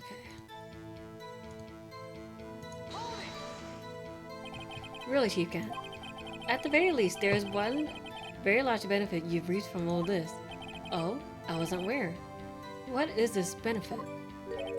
That would be, of course, be the position you have, Chief of Police.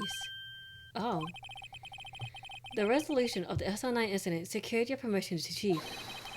That in itself is sufficient motive. Oh, jeez. That's a good one, huh? Do you really think I'm that incompetent? What do you mean? Even without that case, I was already in line to become the next chief. The resolution... sorry, my nose is itchy. Merely sped up the inevitable a little. Is that true, Edward? Yes, he was going to be made chief anyway. Be careful when pointing that finger, or you might wind up being the one pointed at. So that means... Oh, bullshit, my bad. There's only one possible motivation for you to commit forgery. If you didn't do it for yourself, then you did it for someone else. Don't be silly, Worthy. You know me better than that. There are only 3 people I look out for. Me, myself, and I. There's out in the open. Aji, would you mind if I change my testimony a little? By all means, please do. Okay, oh shit. Why did I know that?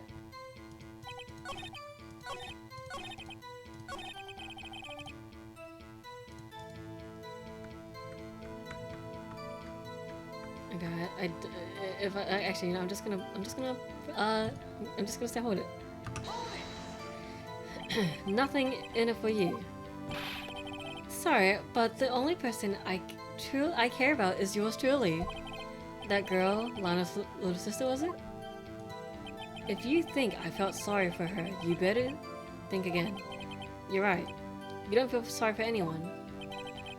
Be tough on crime and tough on people. That's how I was raised. You're raised to be a sociopath. I'm sorry. Sorry. My bad.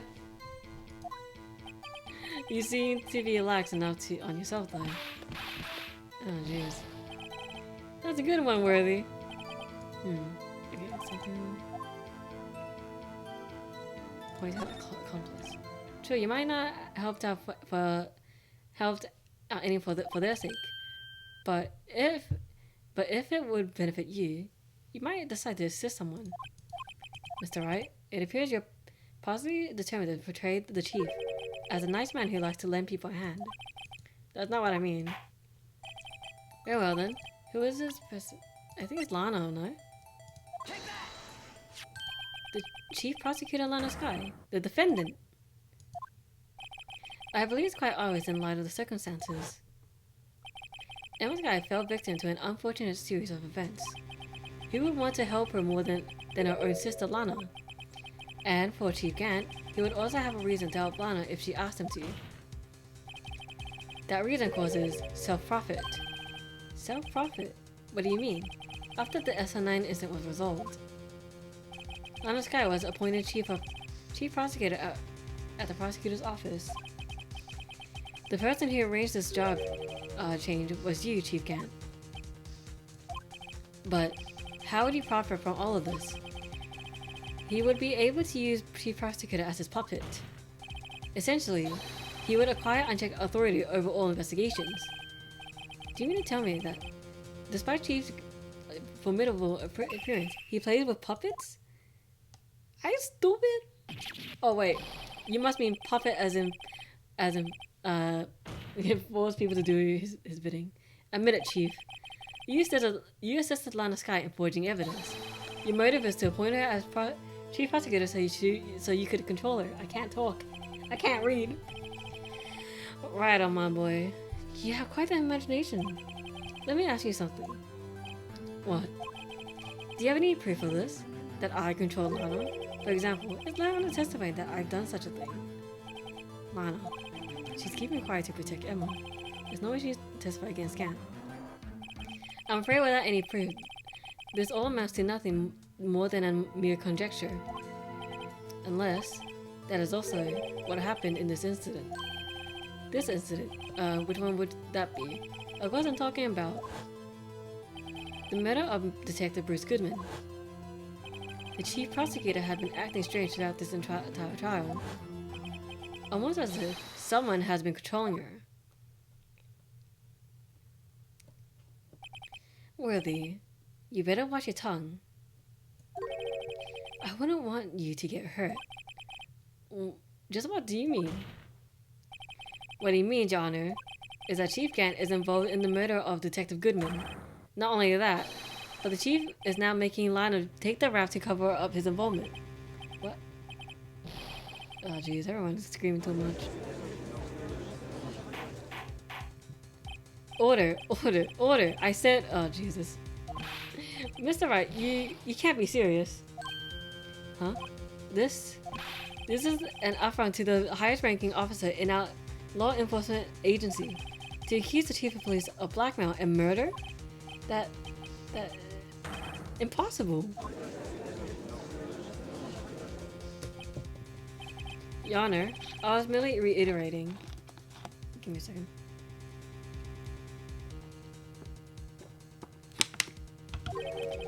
What Mr. Edger said in easy to understand language. It's too late, Mr. Wright. There's no turning back for us now. It looks like he's the one who decided to go through with this. Can you prove this, Mr. Wright? That the chief, a high-ranking officer of law, is involved in this murder? Good question. Regardless of his rank or his title, Chief Gant is just a man. The question is he a criminal? I believe the evidence will tell. I see. Alright. Shows ties to...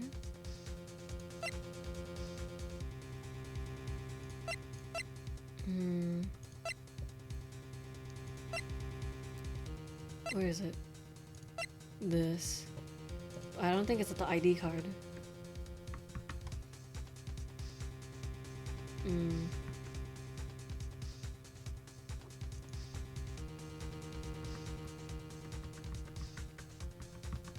Okay.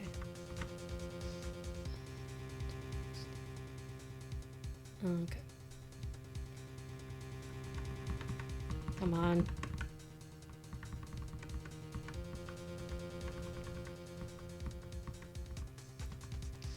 Is it? Yeah, it is the IDs. Okay. Okay, I was overthinking. This is the ID card list. Yes, the one that shows who entered the evidence room on the day of the crime. There was one ID on the list that we couldn't determine the owner of yesterday. 777-777-7. Sorry, but there's no way you can prove that's my card number. It's your number. What? How do you know that? The safe in the Chief Gant's office requires a code to open. A 7-digit code. 7 digits. You don't mean... I'm afraid so, Your Honor.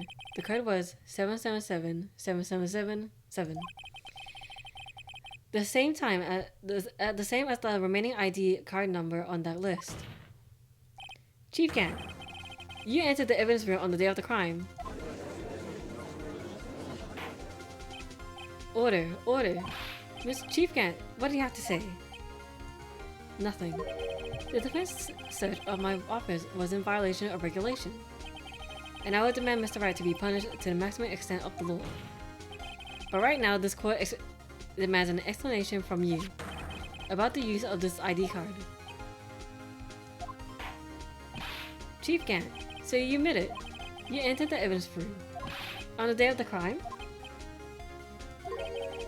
What about it? I'm the chief of police, whether it's the evidence room or the bathroom. What's the difference? I can go anywhere I want. Tell me, when you entered the room, were you alone?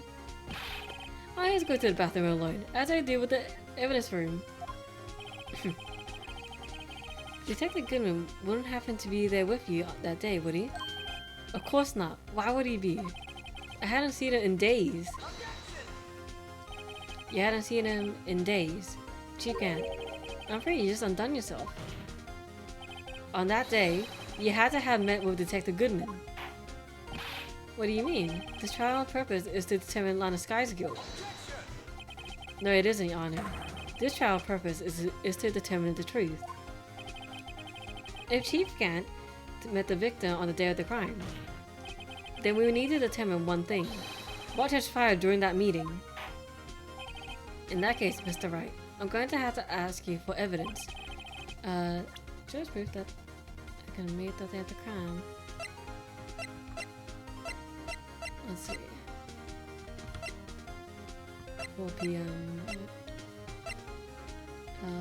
Photo. Liminal. I'll see. Can only be submitted. Oh, this. Detective Goodman lost his ID card on the day of the crime. Or to be more accurate, Jake Marshall stole it. So Detective Goodman filled out a lost item report. He would have had to give that report to the chief of police. Yet you're in possession of the report, which means you can't be sure he filed it. He filed it. How do I know, you ask? Because he needed to enter the evidence room that day. He needed to, yes, to transfer the evidence out. Oh. Detective Goodman took the form to you, Chief Gant. Then, you accompanied the detective to the evidence room. I accompanied him. There's no other way the murderer and Detective Goodman could have entered the room. Hold on, let me guess what you're gonna say next. I, the chief of police, murdered poor Goodman. Exactly. But wait, the chief didn't necessarily need to accompany him to the evidence room. He could have just lent him his ID card. Yes. Now that you mention it, I believe I might have done something of the sort. Sorry, but that's not possible. According to the record, your card was only used once. Yet you showed us your ID card earlier. If you really lent it to Detective Goodman, it would have been found on his body. Oh, what the hell? That's terrifying. Chief Gant, you didn't. The murder was most likely a spur of the moment crime for no one in their right mind would choose the police department as a place to commit murder. After the murder, you contacted Lana at the prosecutor's office. Why? To dispose of Detective Goodman's body, of course. You're forgetting, Mr. Wright, that the victim's body was discovered in the prosecutor's office parking lot. How did he manage to move it there? I was at the police department the entire day, you know. And everyone is aware that Lana Sky stayed in the prosecutor's office after the ceremony. Everyone except me, it seems. Still, you're the chief of police. You have an entire police force at your disposal. So you think I just ordered an officer to do it? Hey, you, take this here dead body to the prosecutor's office. I don't think so. Chief Gant, you left all the evidence we need to prove how you moved the body to the prosecutor's office. I thought it was useless too, but just taking up space. Gotta move the body. Mr. Wright, show us this evidence. Use this.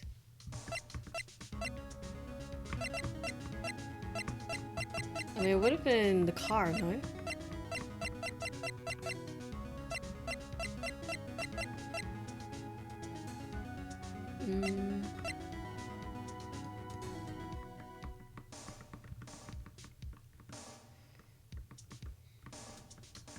Okay.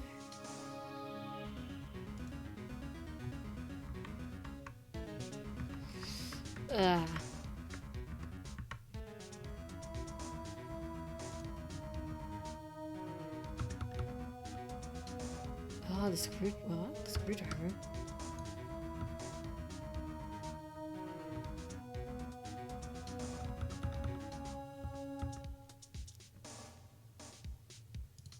It was the screwdriver. Ah, okay.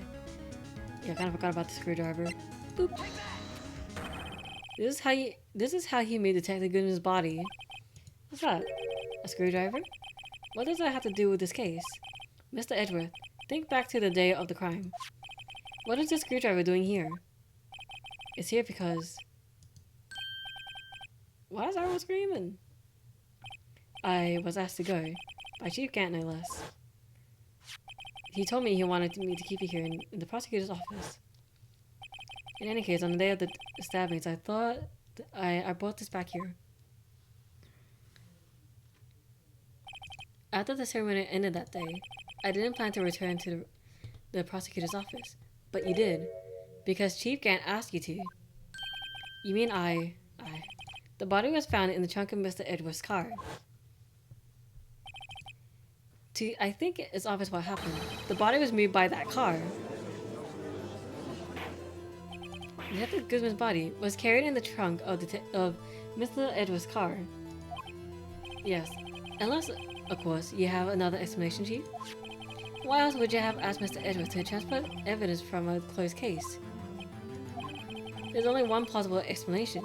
To transport the body to your accomplice, Miss Lana Sky. But how did he get, like, the body in the trunk, you know? Order. What's going on here? Isn't there room for rebuttal to the defense's outrageous accusations? Think back to the photograph Miss Starr took at the prosecutor's office. There was not a photo of the body being stuffed in the trunk to be taken away. It was exactly the opposite. It was a photo of the body being taken from the trunk. Chief Gant, please say something. I believe... Your time's up. My time's up? Sorry, Ryder, but I'm having lunch at the District Attorney General after this. We have to get going. We're gonna make it in time for the early bird special. But the cross-examination isn't finished yet. Remember what I told you earlier? The police chief has all kinds of weapons at his disposal. Weapons. Like the right to refuse to testify. I'm invoking that right now. What? That is not a right to be casually invoked. There's a certain risk to be considered. So you're gonna just run away after all this? Run away? That may be laugh-worthy. I stabbed old Goodman. That's what you're saying, right? But if you had any conclusive evidence, you would have presented it by now. Well, You think I had land to dispose of the body? If so, then show your proof and get it over with. I'll say it again, Mr. Wright. Damon Gant is the current chief of police. This court will not tolerate any accusations against him without concrete proof. Mr. Wright? Your Honor, do you have any concrete proof? Present evidence. Keep the pressure on. Yes, Your Honor, I do have evidence. Okay, present it. Just remember. Okay. Just going to, like, 2 moments. There we go.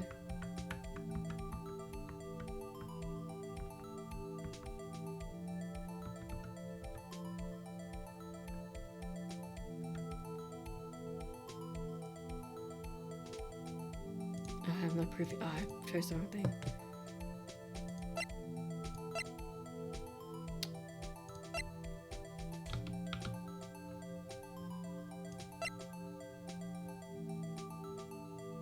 Okay, I'm just gonna have to do this.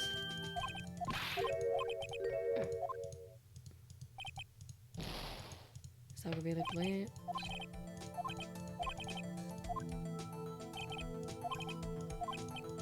Do you have any concrete proof?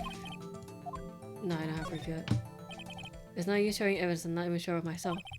No, Your Honor. At present, I have no conclusive evidence.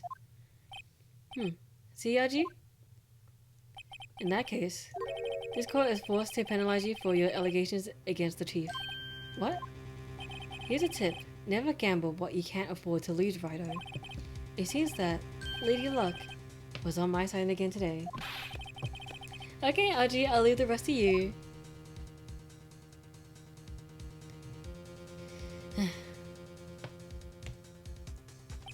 I warned you earlier, Mr. Wright. This is an affront to a senior officer in our nation's law enforcement agency. Oh.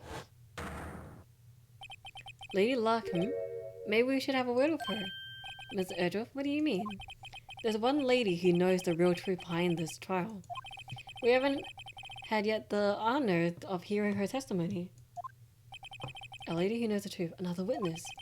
In the absence of conclusive evidence, the only other method of proof is testimony. But Chief Gan has invoked his right to refuse to testify. There's still someone else, one more witness who can answer all the questions. Raised in this trial, someone right in this very room. Mr. Edward, who is this person? Why are you asking me, Your Honor? Have you forgotten? The defense is the one calling the witness today. Okay. She may. Okay. Yes, Your Honor. So it's Lana. Boop. The defendant. Miss Lana Sky. She was in the underground parking lot at 5:15 on February 21st. Her task to dispose of the victim's body. In accordance with a certain someone's orders. Mr. Edgeworth? The prosecution has no objections, Your Honor. Very well. The courtroom will now take its final recess for the day. In 15 minutes, we will reconvene to hear the defendant's testimony. Now, wait, hold on, huh? Chief Gan, I thought you were going to eat. Listen good, Lana. He's talking to Lana. Oh, my back. Oh god, that felt nice. I'm not sure that was hurting the mic, but Jesus. I just stretched a little bit and my back cracked like crazy. Okay. I don't think you need me to tell you this, but if you accept Mr. Wright's claims, there will be terrible consequences. That's right. Your sister will be found guilty for Neil Marshall's murder. Ah, this is good. Of course, you never support such an outrageous claim anyways, right? Just something to think about. Alright then, I got a launch date to meet. Isn't that just blackmailing right in front of everybody? Okay, if there aren't any objections for the chance, this court is now in recess. Isn't that just blatant blackmailing? Excuse me? Okay. February 25th, District 4, Defendant Lobby number 2. Looks like we managed to stay in the game. Yeah, thanks to your help, Edward. That chief, he's something else, eh, pals? Detective Gumshoe. I'm not a detective anymore. Oh yeah, sorry about that. But don't worry, I already decided where to work now. At your office. My office? Sure. I'll take the place of that top-knotted girl you used to work with. Could you mean Maya? Still, looks like we're all adult moves here. No. Chief's can't done it again. How's it he always gets the upper hand? It's not fair that he has the right to refuse to testify. Settle down, Wright. Remember what the judge said. But Chief, there is not a right to be occasionally right. Risk to be considered. Risk. What do you mean by that? It's simple. If the chief refuses to testify, the opposite also holds true. You mean he forfeits his right to say anything too? Oh, Emma! Emma, are you okay? Yeah, when I came to you, I was in the medical office. I've been listening to the trial from the gallery. So she heard everything that's been going on. Emma, I'm sorry for what I said before. Oh, don't be. It was the truth. You know, it's funny. I always feel somehow relieved. Relieved? Yeah. Now I finally know what really happened. To think, all this time, my sister was being blackmailed by that terrible man. And she did it all just to protect me. Ever since her appointment as chief prosecutor, everyone who knew her said she changed. Perhaps it was easy that way for her. What do you mean? What do you think I mean? To follow Chief Scan's orders. She must have shut herself up deep inside, to force herself to do anything and everything the chief told her to do. That must be why she became so cold. It's all my fault. It's all because I murdered Mr. Marshall. Hey, don't go blaming yourself now. You wanna blame him? Blame society, pal. Shinkan may be able to put everyone else with his forgery, but he can't fool my memory. I remember now. I knocked Mr. Marshall into that armor. I see. Well, we better get back. It's time for the final act. Emma, why did you wait here? No, I'm going with you. I want to be there when Lana tells the truth. Let's go, Wright. It's time to end this. To be continued. I'm gonna drink water real quick. My throat gets time to kill me.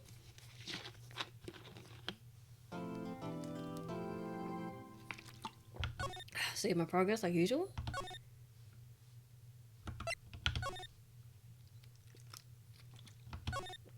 Oh shit.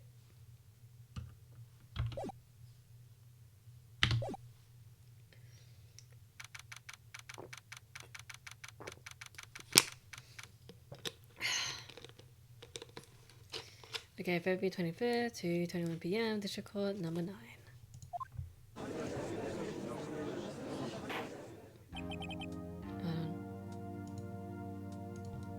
Okay.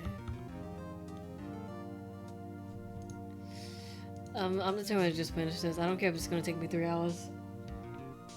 First 3-hour stream after a while. Let's go. Now then. Will the defendant Miss Lana Sky please take the stand? Actually, I'm gonna be right back. I'm gonna get some snacks. I'm hungry. I'll be right back.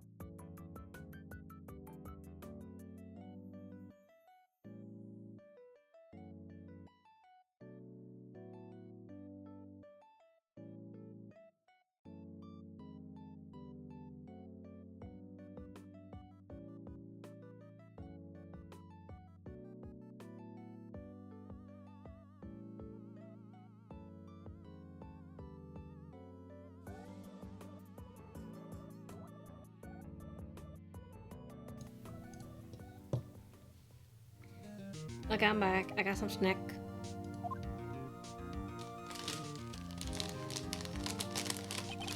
Miss Lana Sky, you're the chief prosecutor. I'm sure you're aware of what is required of you. But Mr. Edgeworth, you already know everything.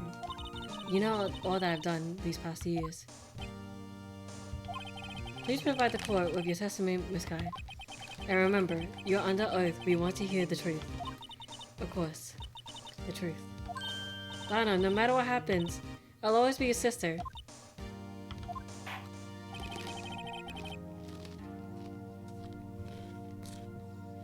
Now then, your testimony, if you will. First, tell us about your relationship with the Chief Gant. Everything hinges on your testimony. You're the only chance we have to get Gant. Okay, the fabrication. I worked alongside Gant for years. You're not traded to this blackmail theory. I fabricated the evidence 2 years ago all by myself. When I found Prosecutor Marshall's body, I rearranged the crime. My only motivation is to get Dark convicted. It had nothing to do with Emma. Are you sure about this testimony? Your Honor, I'm confessing to a capital offense. Of course I'm sure. But Lana... If this is true, then that means Chief Gant has nothing to do with this. That's what I've been telling you from the beginning. Please, Mr. Wright, you gotta help her. She's sacrificing herself because of me. But what if she's telling the truth? She's not. I know my own sister. Whenever she speaks stiffly like that, she's hiding something inside. Deep down, she's really screaming in agony. Yeah, there's no time to start second-guessing myself. Okay, the defense now begin is cross-examination.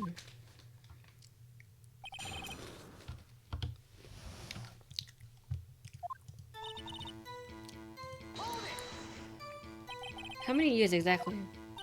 Ever since I made senior detective. Let's see, I was 24 then, that would be 5 years.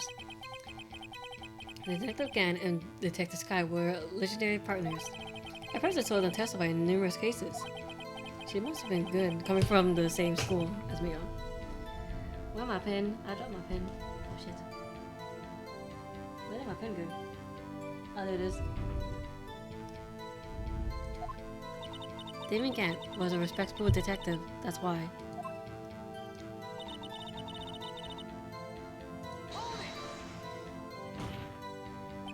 But think about it, Miss Guy. You didn't murder Detective Goodman.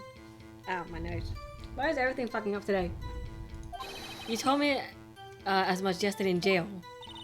You still don't get it, do you, Mr. Wright? Any testimony you cannot present in court is as useless as idle gossip. I stabbed Detective Goodman with a knife. And? Okay. Did you do so with the help of your sister? To help your sister? Joe Dark was a serial killer. My sister almost became his last victim that day. I don't want the innocent to ruin her life. But what she did was just justified with self-defense. She wouldn't have been charged with anything. That's not the point. She was traumatized that day all because of that creep. That's why I couldn't forgive him. Lana, so that's why you fabricated the evidence 2 years ago. Okay, I rearranged the scene. You say you did this all by yourself? Yes. Would you mind telling us what you found when you arrived at the crime scene? It seems I was the first to discover the scene. The broken prosecutor elbow, a knife stuck in the victim's body. What? But Prosecutor Marshall died from an unfortunate accident. It's only a situation you dreamed was possible. The reality, it was my sister who took the prosecutor's life. Fantasize all you want, Mr. Wright, but I'll never change the statement. You mean, Prosecutor Marshall wound up killed by Dark? Something like that. If that is so, what happened to the other murder weapon? Dark was carrying a switchblade knife.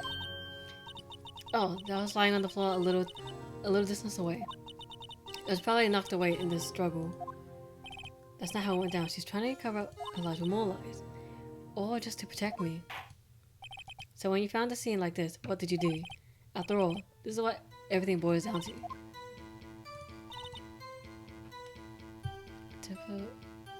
Then move the body. You planted the tip of Dark's knife in the victim's wound, and then move the body. But why? Why would you do that? You of all people should know, Edward. You always had a good head on your shoulders. My head isn't that bad, but I don't to ask for the sake of others.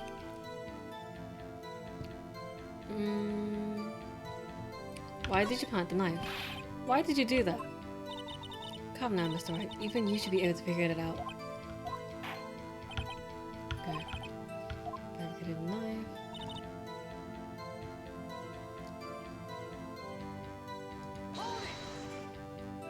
According to your testimony, Prosecutor Marshall's broken knife was the murder weapon, right? Yes, and leaving it at that might point the blame away from Dark. I felt the most effective way to get him convicted would be by having the tip of his knife found inside the victim's body. So you buried it inside the victim's stab wound. Yes, because I hated Dark for what he did. Okay.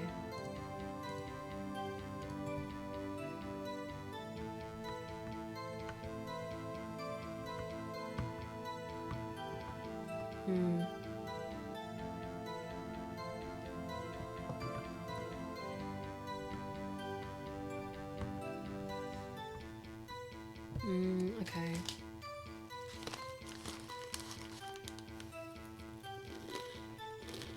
Sorry, I'm just like watching another video right now. Excuse me.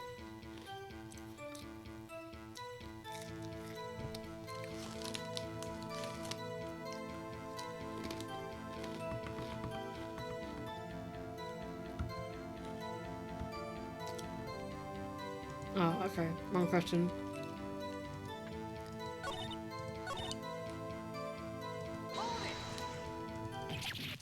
Okay.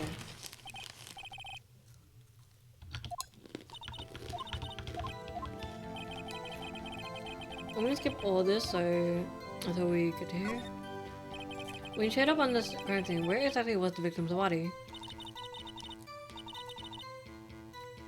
It was where you deduced it was, by Gant's desk. But the body was found by your desk. Why did you move it there? The reason for that is simple. Let's have the witness explain this in more detail. Okay.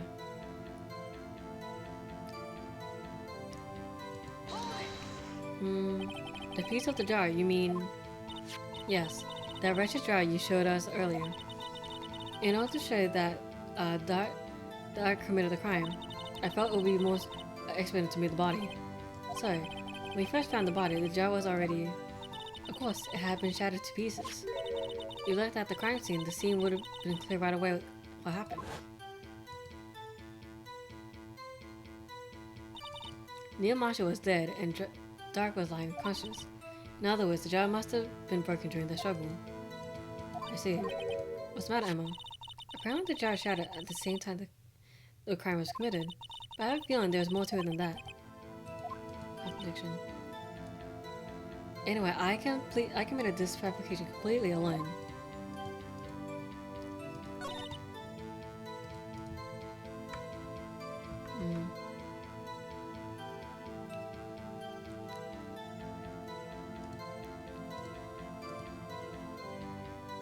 Present. Oh shit. Backspace. Let's see. Present. This guy, I understand how you feel. You committed that crime 2 years ago to protect your sister. You mean the forgery at the scene where Neil Marshall was murdered? If that truth were to be exposed now, the past 2 years of your life will have been in vain. Even so, I am compelled to bring to everyone's attention a significant contradiction with your evidence. A contradiction in my testimony. I said evidence, not. Oopsies. You testified, and I quote, "The pieces of the jar that shattered during the events threatened my plan." That's right. Do you have a problem with that? It's a simple oversight. You see, a message was written on the jar with the victim's blood. Yes, the prosecutor must have written it in his final moments. Exactly so. And it's where the contradiction lies. In order for the victim to be able to write the message on the jar, it must have not yet been broken before he died. Ah. He couldn't have written Emma's name on a shattered jar. Okay. Interesting. Order. Your Honor, it would appear more information is needed in regard to this jar and its bloody message. And we may be missing something critical here. Something critical. Chief Prosecutor, it seems you're in the dark as we are. About the truth towards where we're headed. What? Just tell us exactly what you saw. We'll piece together the information to arrive at the truth. Very well, this continue your testimony. Okay, jar and message in blood. And I'm gonna eat a chip.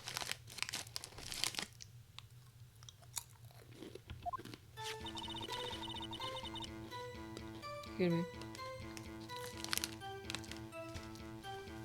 I really noticed the blood traces on the jar, but it was dark in the room, so I didn't have time to check it out. To be safe, I wiped away the blood. The fragments were large, so I got all of them all. All I could think about was wiping them clean before they were discovered. I mean, you were the one who wiped away the message in blood. I wasn't chief prosecutor at the time. She didn't think Dark was the real murderer. That's why she tried to erase the real evidence. Well, the defense may now begin its cross-examination.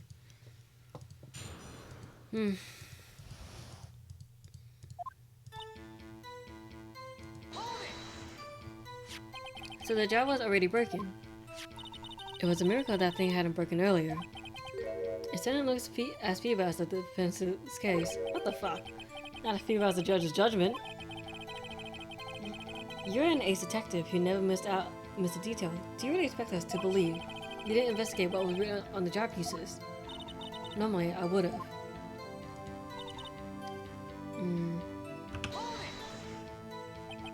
So you didn't know your sister's name was written on the jar? No. If I had known, I would have gathered all the pieces and ground it up to dust. Well, that helps my case. Lana, you do that for me? Is it YouTube my makeup? Wait, is his YouTube my makeup yet? That did not make sense. Anyway, I just barely had enough time to move the body as it was. If someone happened upon the scene, you lose your chance to erase the evidence. He must have been in a hurry. I was. I knew I had to destroy the evidence before anyone came. This is rather shocking. To be safe, okay, wipe the blood. I'm afraid this action of yours reveals what really happened. What do you mean? It really thought Dark killed Prosecutor Marshall. You wouldn't have wiped away the blood. What else could I have done in that situation? Lana, I only had a few moments. There wasn't enough time for me to do anything else but gather out the pieces. We're large that. But how could you see with the power out? It could have been pitch black in the office. A detective is always prepared, Mr. Wright. Even now, I carry a pocket light with a camera with me. Even I carry a bottle of emergency lumina wherever I go. I haven't missed anything. I got every last piece.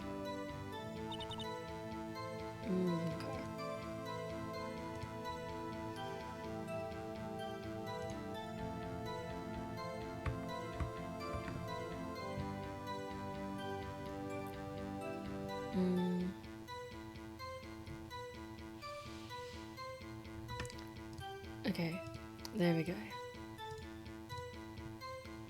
So I'm just like checking it, like the videos because I'm not very smart.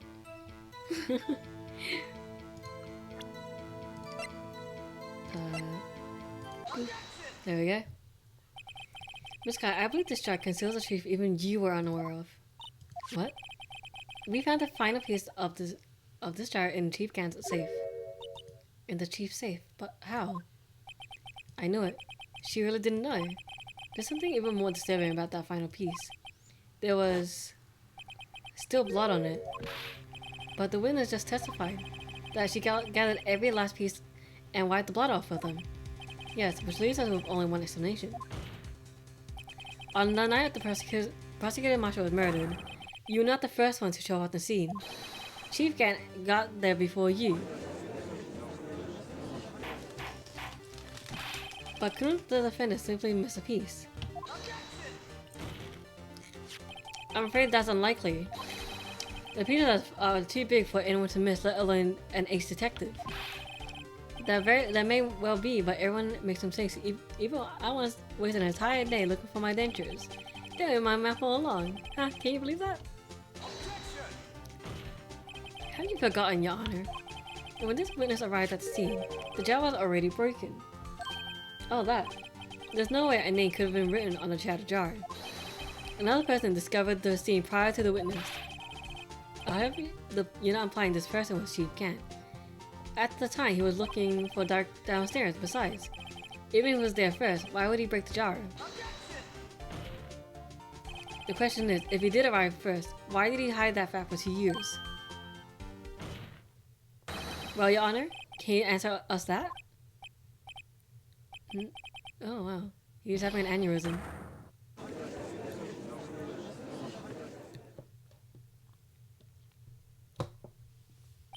Wait, I'm not the one to try here. David Gant arrived at the crime scene prior to the witness. He proceeded to break the jar.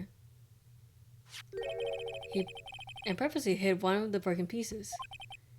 Question: what is this action called?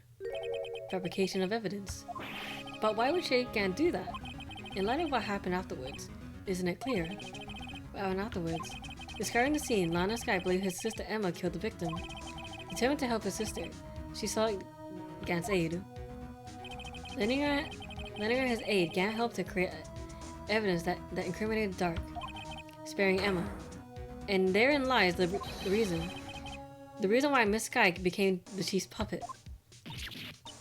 Don't bite your thumb like that. No, I did it on my own. Please, sis, stop trying to protect the chief. I can't watch you suffer anymore for my sake. But you didn't. It wasn't you, Emma. You didn't kill anyone. I don't believe anything Mr. Wright says. I guess she's trying to protect, like I understand this, you know. I have an older sister, so it's like, yeah, I kind of understand this. Defense attorneys make up the most foul lies to defend their clients. Foul lies. I bet that coming from my own client. I guess you do seem the type who likes to twist the truth. Wait a minute. What if we're still smack dab in the middle of Gant's trap? Is something wrong, Mr. Wright? Lana, maybe you're right after all. What do you mean, Mr. Wright? So you do tell foul lies then, Mr. Wright? Miss Sky, please testify once more. But if evidence was fabricated behind your back, then Emma's accident killing, of Prosecutor Marshall might also be a lie. But I do remember knocking over Mr. Marshall. Miss Sky, if you will. I can't. There's nothing to be afraid of anymore. This cross-examination may not change a thing. However, there is a possibility that it will, if you tell the truth.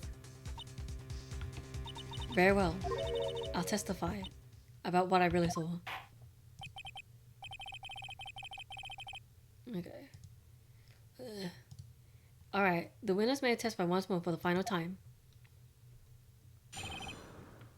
The actual crime scene. When I arrived, I found Mr. Marshall's body impaled on that pseudo-armored sword. Emma and Doug were lying unconscious on the floor nearby. When I saw what had happened, I thought she did it. That's why I erased all the evidence that linked her to the murder. I actually can't help me remove the body from the sword and carry it. But if it all really was fabrication, Emma might be innocent. Unbelievable. The body was impaled on the armored sword. You're the only one who saw that. If only you had proof. Actually, I do have proof. I gave it to Mr. Wright just this morning. What? To me? It's a picture I took of the crime scene as I encountered it. I thought it might be needed. But I don't remember receiving a picture like that. Must have known. See, Mr. Wright, she really does have faith in you. Present this picture. Okay, let's check the evidence again. There must be a picture somewhere. Check.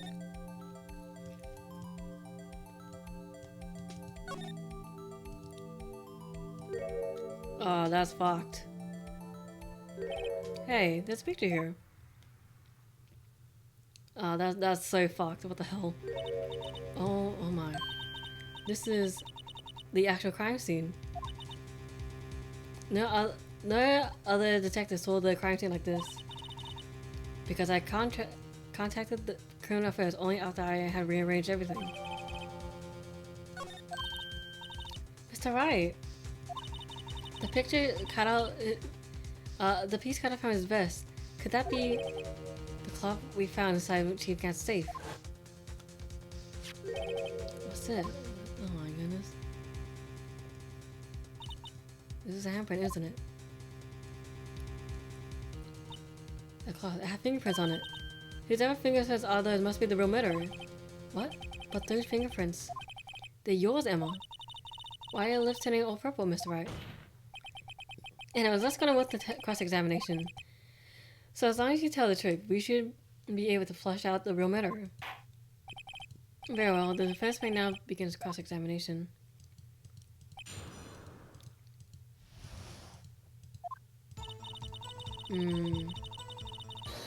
Oh, what? What the fuck? Come now, Aji.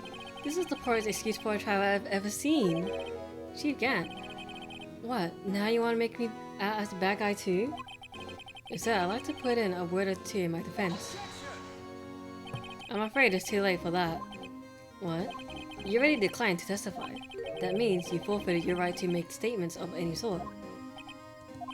This must be that risk we were talking about earlier. Just sit back, relax, and enjoy the sound of the noose tightening around your neck. Jesus. So what? You think I'm worried? Sorry to disappoint you, but I don't need to make any statements. What do you mean?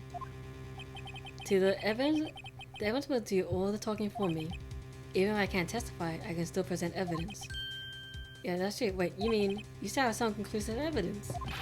No, I don't. But someone does. Someone?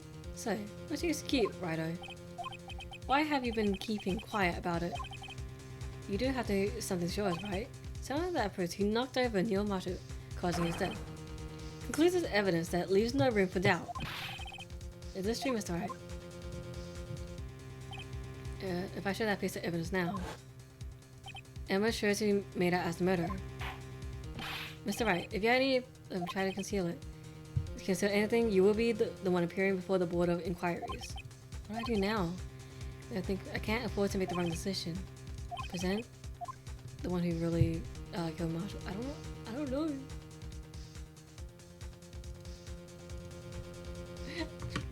Oh my god, I'm stoked.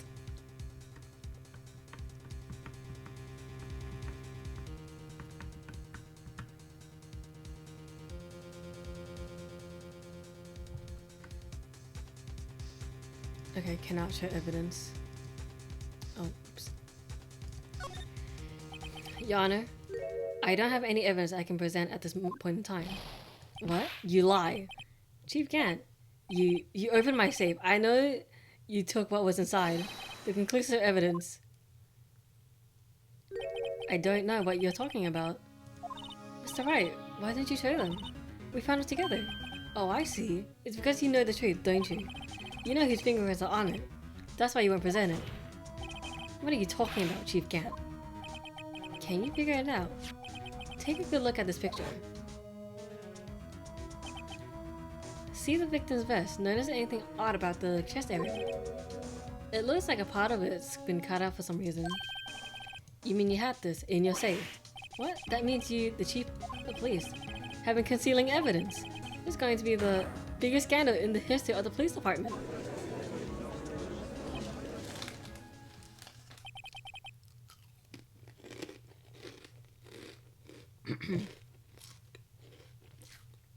Impressive. To be honest, I didn't think you had the gall, Ryder. Well, I can't just let you pin me up as the murderer. I'll tell you what really happened. What? You mean you admit to it?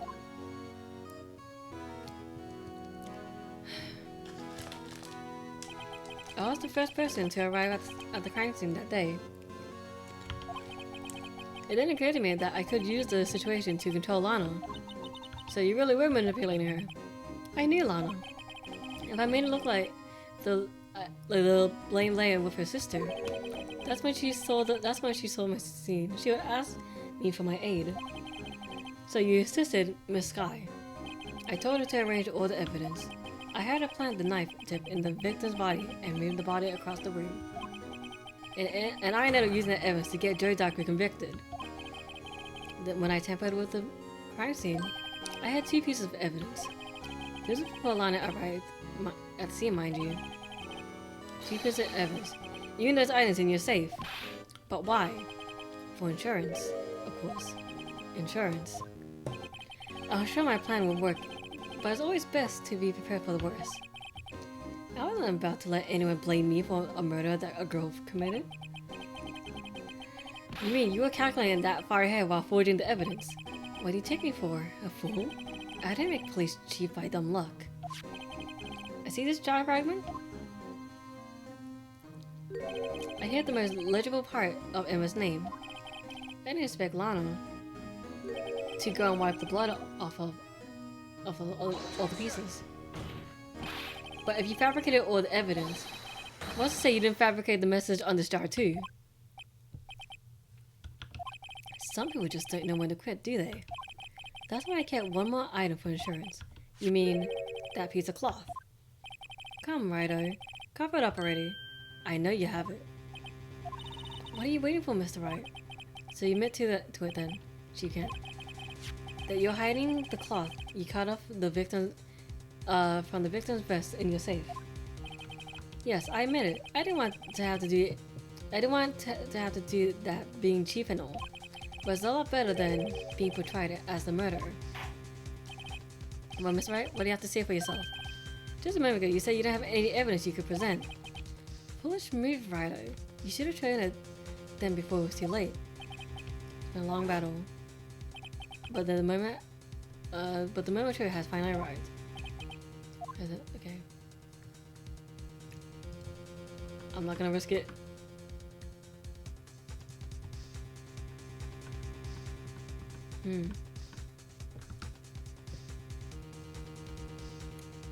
Okay, show evidence.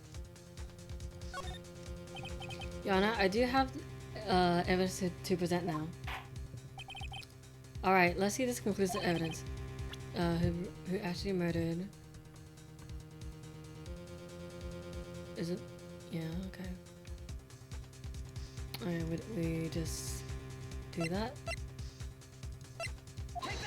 Okay. Let me verify this once more. On the day of the crime, you personally cut out this piece of the victim's vest.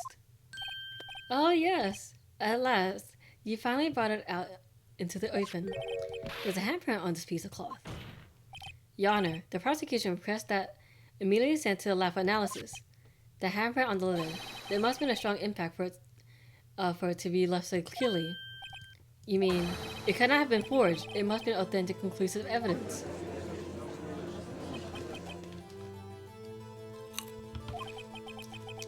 You're as loyal as the uptake as ever worthy. What? Think about it. Ryder had all this time to present this evidence. Yet he was reluctant to do so. Why would that be? You mean you already know? You know whose fingerprints are on that? Mr. Wright, do you really know? Whoever the fingerprints belong to must be the real murderer. Whose fingerprints are they? Very well. I'll tell you. It should be okay now. Everything's proceeding as predicted. Okay. I guess Emma. Yeah, I remember it's Emma's.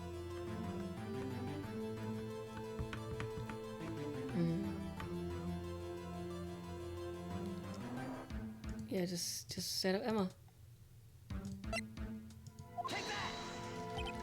Emma? Emma Sky. What? They're mine? I'm sorry, Emma. But why? Why didn't you tell me?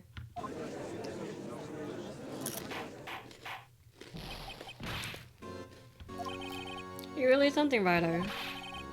You knew this girl did it all along, and you still try to pin the murder on me. So it's true. Tragic, but true. This girl really did shove Prosecutor Marshall to his death. How could you? You monster! Miss Sky, you know whose fingerprints those were all along, yet you acted like she really didn't. Miss Sky, it's not over yet. What? I said this trial isn't over yet. Huh, but I'm afraid it is over, boy. Not only this trial, but your career too. You purposely concealed this conclusive evidence. That, my friend, is a serious offense. I'm looking forward to pressing charges after the defendant is convicted. I'll have your badge, boy. What's the matter? Cat got your tongue? All you can tell us how it feels. How it feels to be the one who single-handedly turned a poor little girl into a murderer. Before I do that, there's just one little thing I have to clear up. Oh? And what's that? Who really killed Prosecutor Neil Marshall? What? She can't. You're absolutely right. This piece of cloth proves who the real murderer is. Who killed Neil Marshall, you ask? It was Emma Sky, wasn't it? I'm afraid that's not possible. You see, the piece of cloth contains a critical contradiction. What? A contradiction? What is this fool babbling about? I'm talking about a contradiction, one that proves who the real killer is. Mr. Wright, this piece of cloth, what could it possibly contradict? Okay. Behold, the piece of evidence that contradicts this cloth. Is it the photo? It shouldn't be.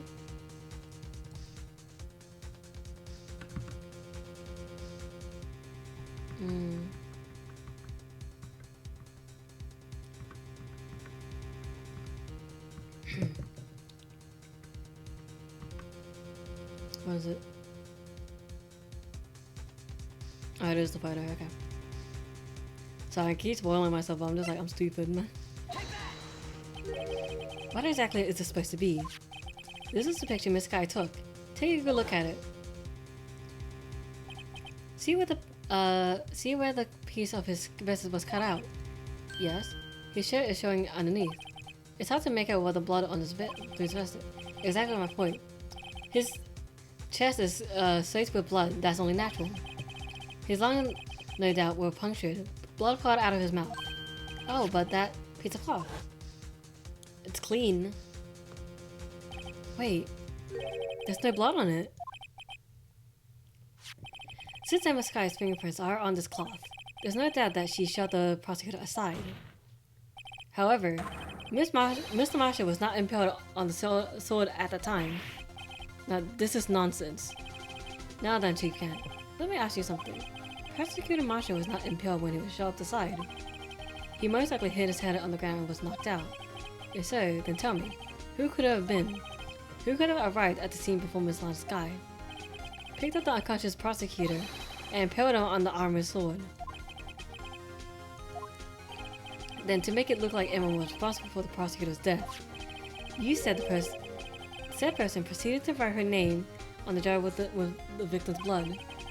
A jar that they then broke on purpose to leave behind a clue. And make Lana believe her sister did it. Remember what you admitted, only moments ago, that you personally cut out this bloodless piece of the victim's vest. Ironic, isn't it? Through the very act of creating insurance, you prove that you're the actual murderer. Oh my god, he's crashing out. It's finally all over.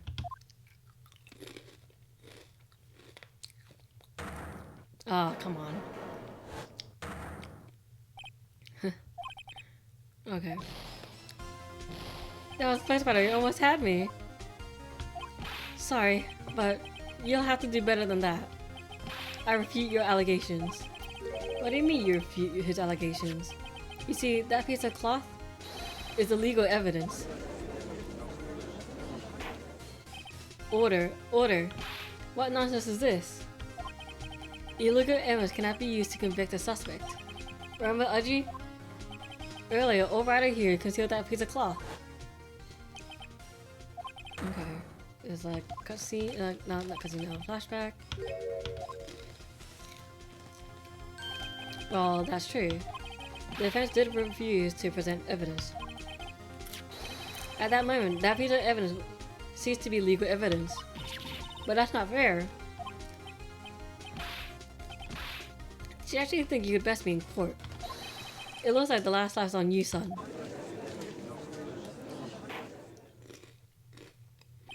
I'm afraid Mr. Gann's claim is legally correct. Well, Mr. Edworth? True. Legal evidence cannot be used to convict a person. Assuming, of course, that the evidence is indeed illegal. Well, Mr. Wright?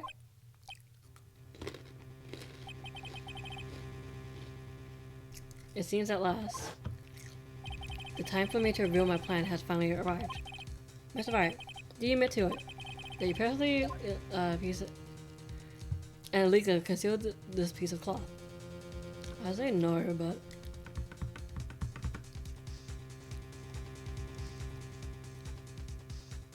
Oh man. Oh no.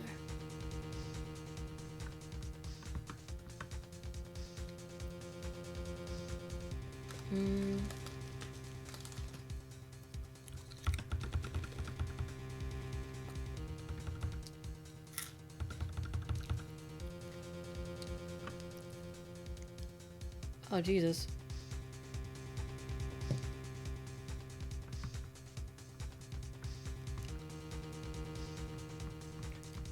Oh, whoops.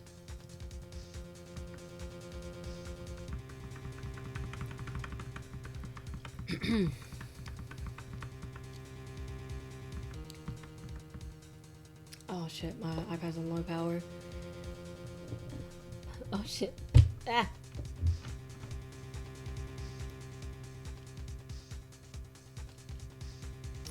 Give me 1 second. There we go.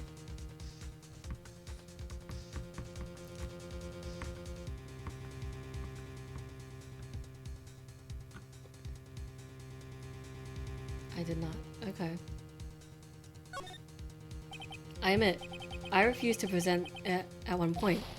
Aha! So the evidence is... Oh. No, it isn't, Mr. Gant. Huh? It's not that I didn't present evidence then. It's that I couldn't. What do you mean you couldn't? There's a certain procedure involved when presenting evidence. No, Aji, don't listen to his lies. He's nothing but a cow. You can't really believe... There's only one issue left to be resolved in this trial. Is this evidence legal or not? Very well, let us settle this once and for all. Earlier you refused to present evidence. Okay. If you can prove your conduct was not in violation, then do so. I guess it's this book. Yep, music stopped. This is my proof, Your Honor. Evidence law. What's this? I've done my homework too, Chief. Indeed, Emma Sky's fingerprints were on this piece of cloth. However, at that point in time, this was merely a piece of cloth, nothing more. What? You see, it's written right here in this book. The second rule of evidence law. Rule 1. No evidence shall be shown without the approval of the police department. I found this piece of cloth myself, inside of your safe. It goes without saying, I did not have approval from the police department. Rule 2. Unregistered evidence presented must be relevant to the case on trial. And here is the crux of the matter. You see, at the time, it was impossible for me to prove the relevance between the cloth and SL9 incident. What? What kind of nonsense is this? You want relevancy? Just take one look at this picture and... Sorry, but can you recall when that picture was presented? That was shown only a few moments ago. No. He's right. At the beginning of today's trial, that piece of cloth was still meaningless. The person who gave value as evidence was you, Damon Gant. You yourself confessed to a certain truth. Okay. Flashback. I don't read flashbacks. Okay. It was then that you approved this cloth as conclusive evidence. Yeah, that's sneaky. Yes, you, the chief of police, personally approved this cloth. The only person who could have cut this from the victim's vest is the one who stood before the prosecutor, Prosecutor Marshall in his final moments. In other words, the real murderer, and there's only one person who could be. Damon Gant. The killer was you.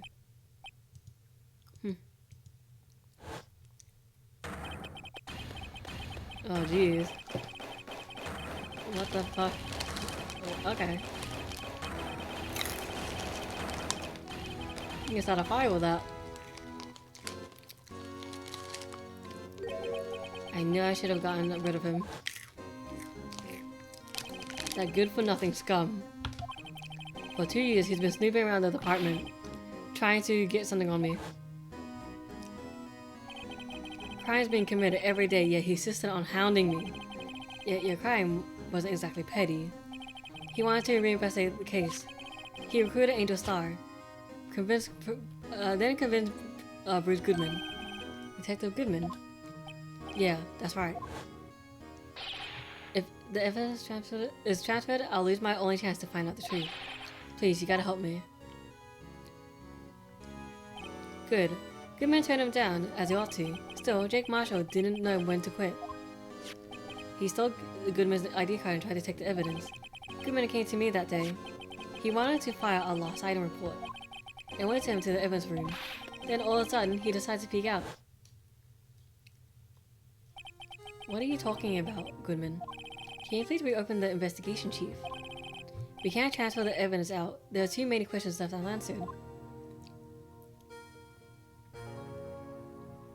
He opened his evidence locker and as he was taking out the evidence, he said, "It's not too late. I'm gonna hand this over to Marshall." Well, to be honest, I was a bit taken back by his words. I had a bad feeling. Oh, thanks, honey. Thanks for the hydrate.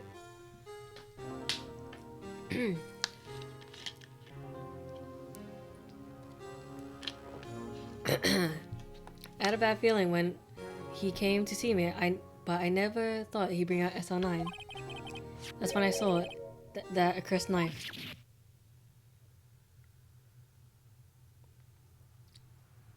I couldn't just pull it out. Doing so would have only led to more blood, making it near impossible to hide your crime. Even said, the blood was just pouring out. I didn't know he might put someone in, so I hurried to wipe it up. I was worrying so much about the floor, I didn't realize my fatal mistake. The bloody handprint on Detective Gumshoe's locker. I used to be known as the crying computer, but everyone has to start somewhere, I guess. I was too nervous. I had no business doing any of it. Then you put the body in my car. I'm sorry, I couldn't think of any other way to move the body. I broke your trunk, but what's the big deal? You make a lot more than us detectives ever will. He's a rich boy. Leaving the prosecution's car aside, how could you get Miss Sky involved in all of this? Well, she had as much to lose as I did if the truth came out. So you took the evidence from Detective Goodman's locker. I felt bad for having to do it. I didn't have the time to pick and choose what to take. So, you left the jar of fragments in the glove. Yeah. It looks like I was better off being an investigator of crimes than a committer.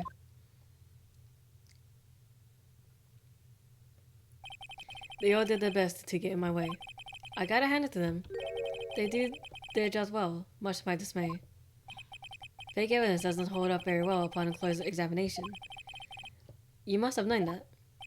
Tell me, Worthy, why do you stand in court? Me. You despise criminals. I can feel it. You and me. We're the same. One day, you'll understand. Oh, believe me, you will. You're just one man. You see what it really takes to bring them down once you try to go it alone.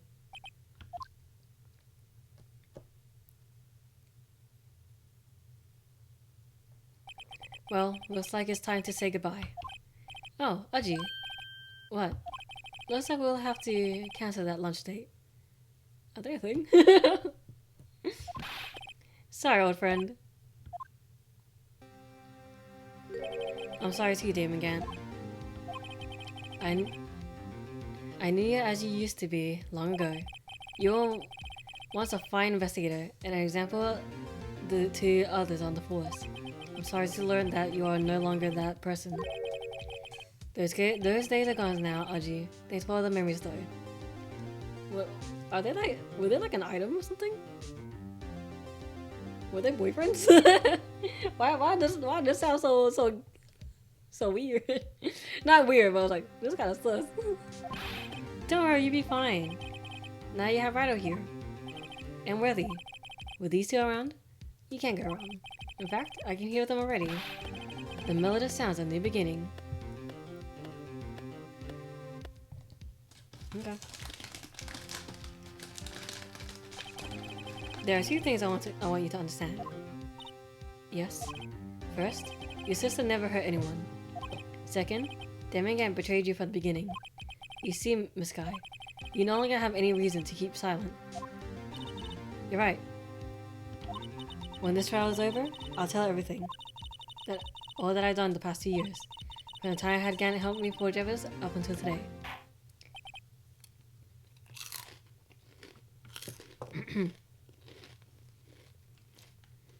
So, it seems that all the questions raised in this trial have been answered. I'm sorry, Miss Guy. I couldn't get you out of all your trouble. My. What high standards you have for a rookie. I can see why Mia thought so highly of you. Who knows? A few years from now, you just might make it to the top. Oh. I owe you my thanks, Mr. Wright. Miss Guy. And to you too, Mr. Edgeworth. You suffered every bit of as much as I have over these past few days. Believe me, I know how much of an ordeal it's been for you. It was nothing. Liar. I was worried the pressure might break you. And yet, you rose above it all and guided Mr. Wright to victory. You done well, Mr. Edgeworth. Stop it. I only did my job. Ah, he's getting flustered. In light of this case, it seems a good self-examining is in order for all of us. Miss Sky? Yes, Your Honor. You're innocent of murder. However, although the chief blackmailed you, the fact is you still acted as his accomplice. The trial will be scheduled for these crimes at a later date. Yes, I understand, Your Honor. Is there something amusing about all of this? Why are you smiling? It's been a long time, Your Honor. A long time since I felt free of these heavy chains.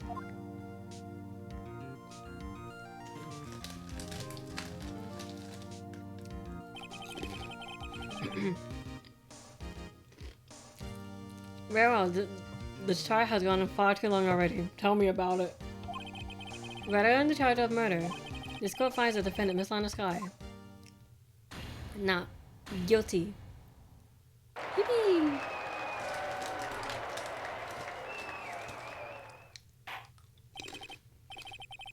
That is all. This court is adjourned. Yay! February 25th, 5:03 p.m. District Court, Defendant Lobby number 2. Long last is finally over. Emma? Why the long face? I'm sorry your sister didn't completely get off the hook, but at least she wasn't convicted for a murder she didn't commit. That's not it. Just now, after the trial ended. I can see why me and Faye thought so highly of you. Okay, yes. Flashback, we don't read flashbacks. You know, I did my best too, but Lana didn't say a single word to me. Hope not. Oh, okay. Come on, man. Hope I'm not interrupting anything, pals. Oh. Yes, I am. I'll come back later. Wait, Detective Gumshoe, what is it? You're doing this on purpose, aren't you? Making a detective run all around while on duty. And it's not about you call me here. I see. Okay. Hey, lighten up, pals. I'm only kidding. Oh. Are you here because of my sister again? Nope. Not this time. I came today because of you, pal. Me? That's right. I thought you'd like to see someone. Lana. Should you be doing this? She's still under arrest, you know. Well, I won't tell you weren't. Emma, I owe you an apology. It's okay, sis. Don't worry about it. That day, 2 years ago.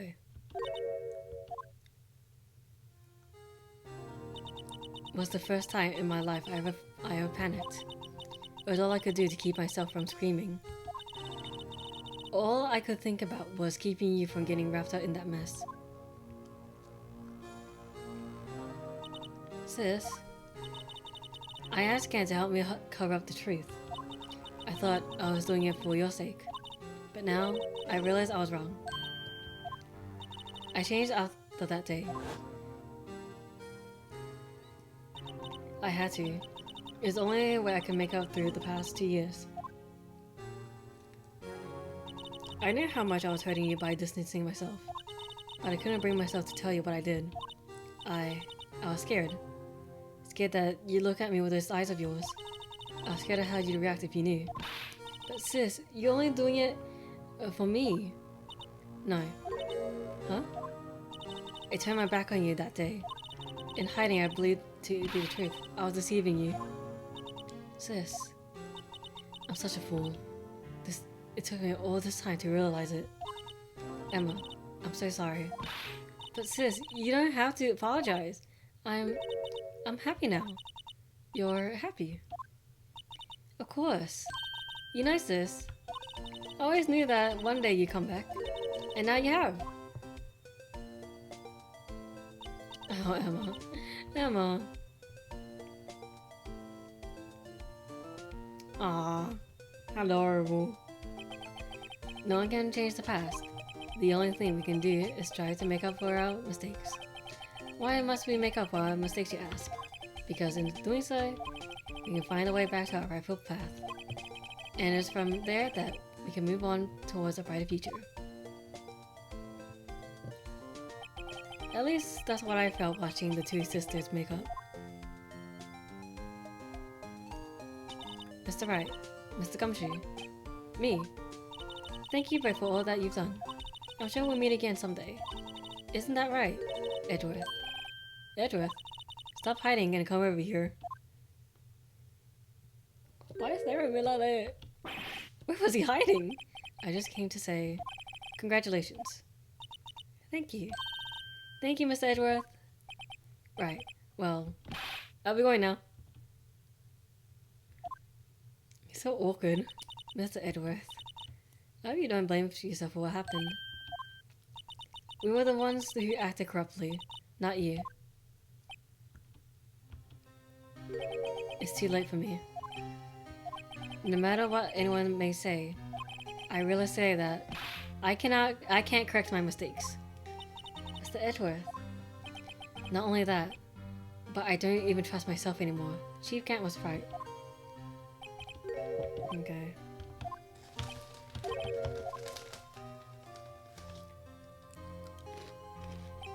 I do despise criminals. I plan to dedicate my entire life fighting them. But in order to fight crime on my own, I need a weapon. It's scary, but I've known to be true for quite some time now. But Edgeworth, who knows? Given enough time, I might have tried to pull something like something like Chief Gant did. That thought terrifies me.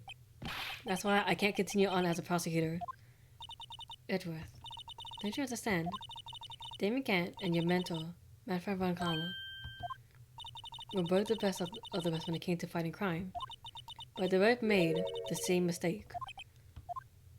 You said, in order to fight crime on my own, I need a weapon. That may be true, but think back to today's trial. You weren't alone. You were working together with Mr. Wright. And because of that partnership, you were able to present evidence that otherwise would have gone undiscovered. Isn't that right, Mr. Wright? Huh? What? Yeah. What is this pop quiz? Come on, Mr. Wright, show what Lana's talking about. Evidence, huh? Let's find on my own.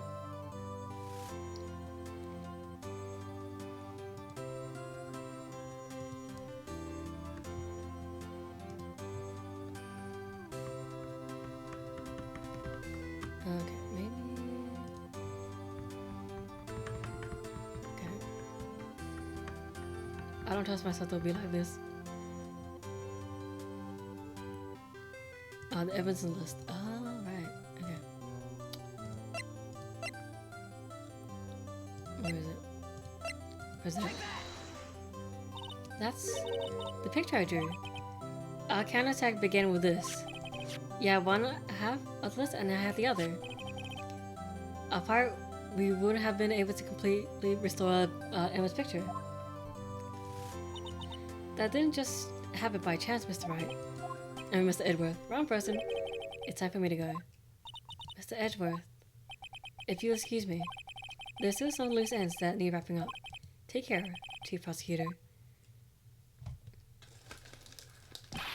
Edgeworth, what will you do now? Well, whatever you do, just remember, you can let what happened kill the prosecutor in you, or you can let it help you grow. In the end, it's up to you. I know. It seems I owe you my thanks too, right? But what I face now is my problem. Edgeworth, I'll be waiting for you in court.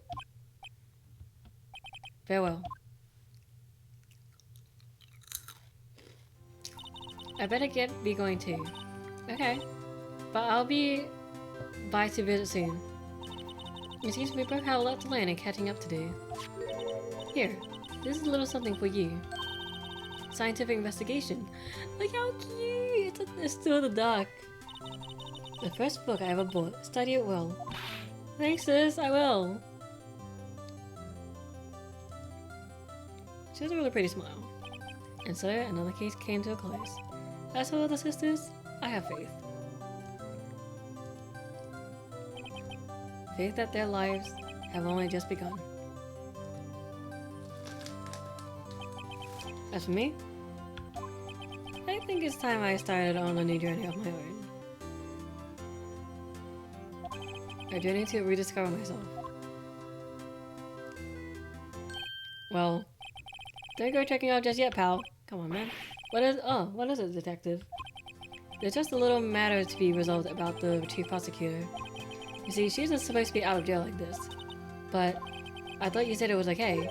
Yeah, well, maybe okay with me, but folks at the prison are a different story. Huh? They say that I had to bribe a guard and I was sneak her out for 30 minutes. Believe me, it wasn't cheap either. Huh? Way to go, detective. I didn't know you had a wild side. Yeah, well, you see, Mr. Wright here is the one who'd be footing the bill. Huh? Huh? What? You think I could afford it with my salary? You gotta be kidding me, pal. Jesus. Thank you, Mr. Wright. You're the best. Why is it I suddenly feel like I want to scream? Hey, I got an idea. Why don't we all go pay that off together? Yeah, that's a great idea. Come on, let's go, guys. Yay! Finally! I finished this goddamn case. I hate this.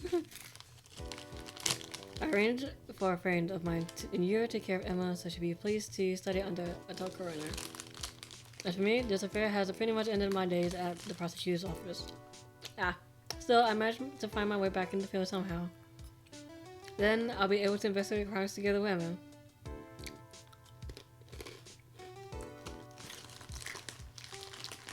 Wow.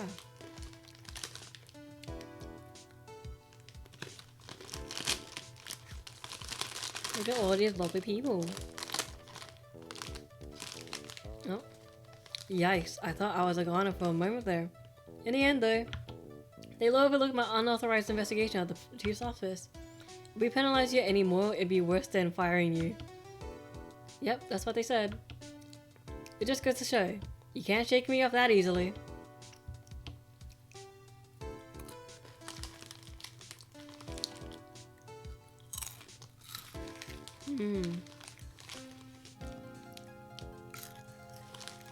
Art. I love these lovely people. Animation. Oh, Meekins.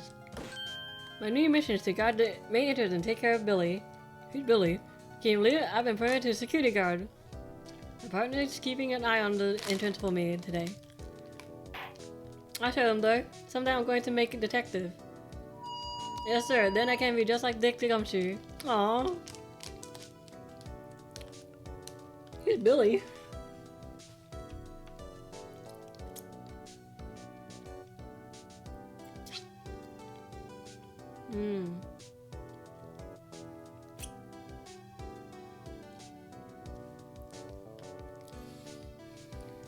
Boy Badger. Still find you creepy, man. I'm sorry, you look creepy, way too creepy for me, mate.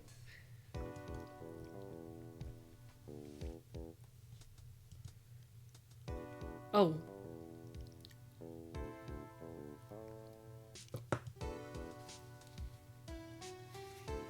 Programming.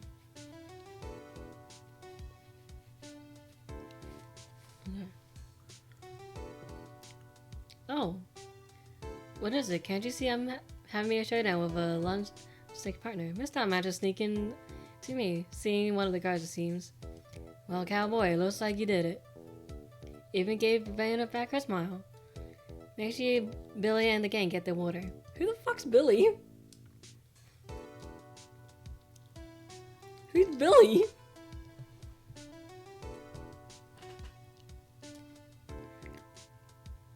Looks like we won't be seeing each other for a while. As a farewell gift, I put a new menu on the... Oh my goodness. The top layer tastes as bitter as defeat, but the bottom layers are as sweet as victory. Kids seem to dig the turnabout theme. It's a hot sell around exam time. Just make sure not to eat it backwards. The right way lunch. Oh.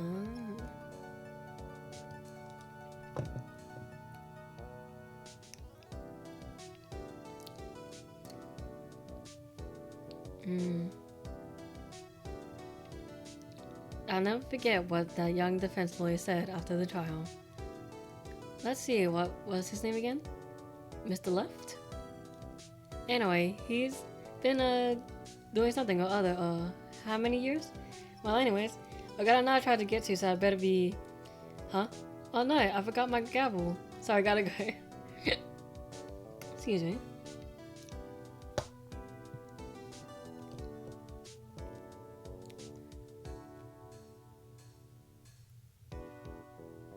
Okay.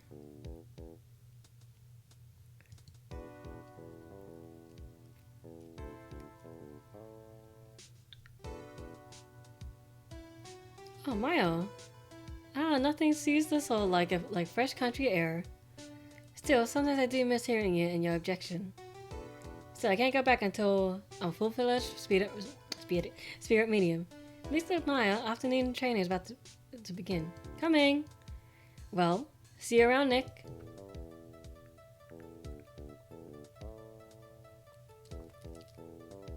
Okay.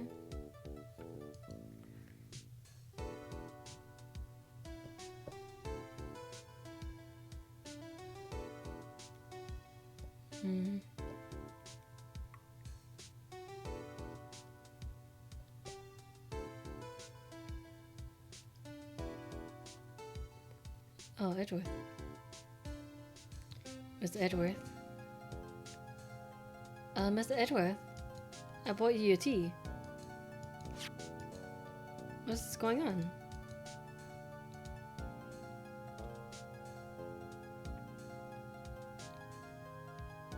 Okay.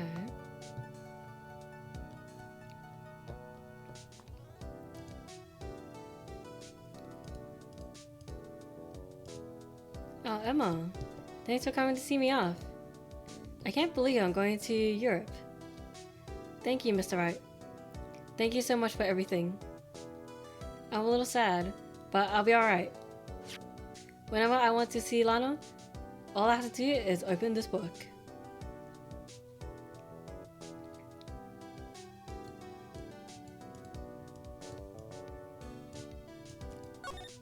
What's this? Oh.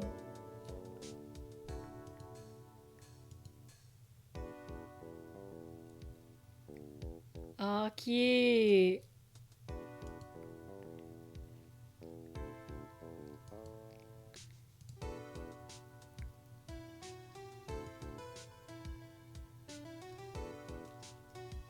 Capcom! Yay! Episode 5 cleared.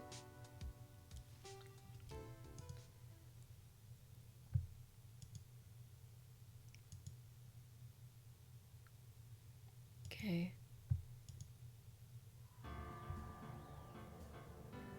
Alright. So that's going to be it for today's stream. Next stream is going to be on Tuesday. And I believe that I'm playing Wuthering Waves. I haven't really checked yet. I mean, I plan, but I forget. But it looks like we have enough people for a raid. So I'm gonna go find somebody to raid before I end stream. Let's see.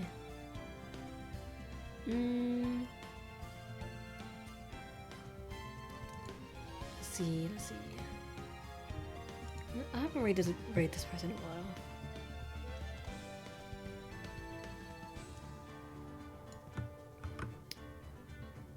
Alright. I found somebody to raid. So yeah. Other than that, I'll see you in the next one. Bye bye. Whee!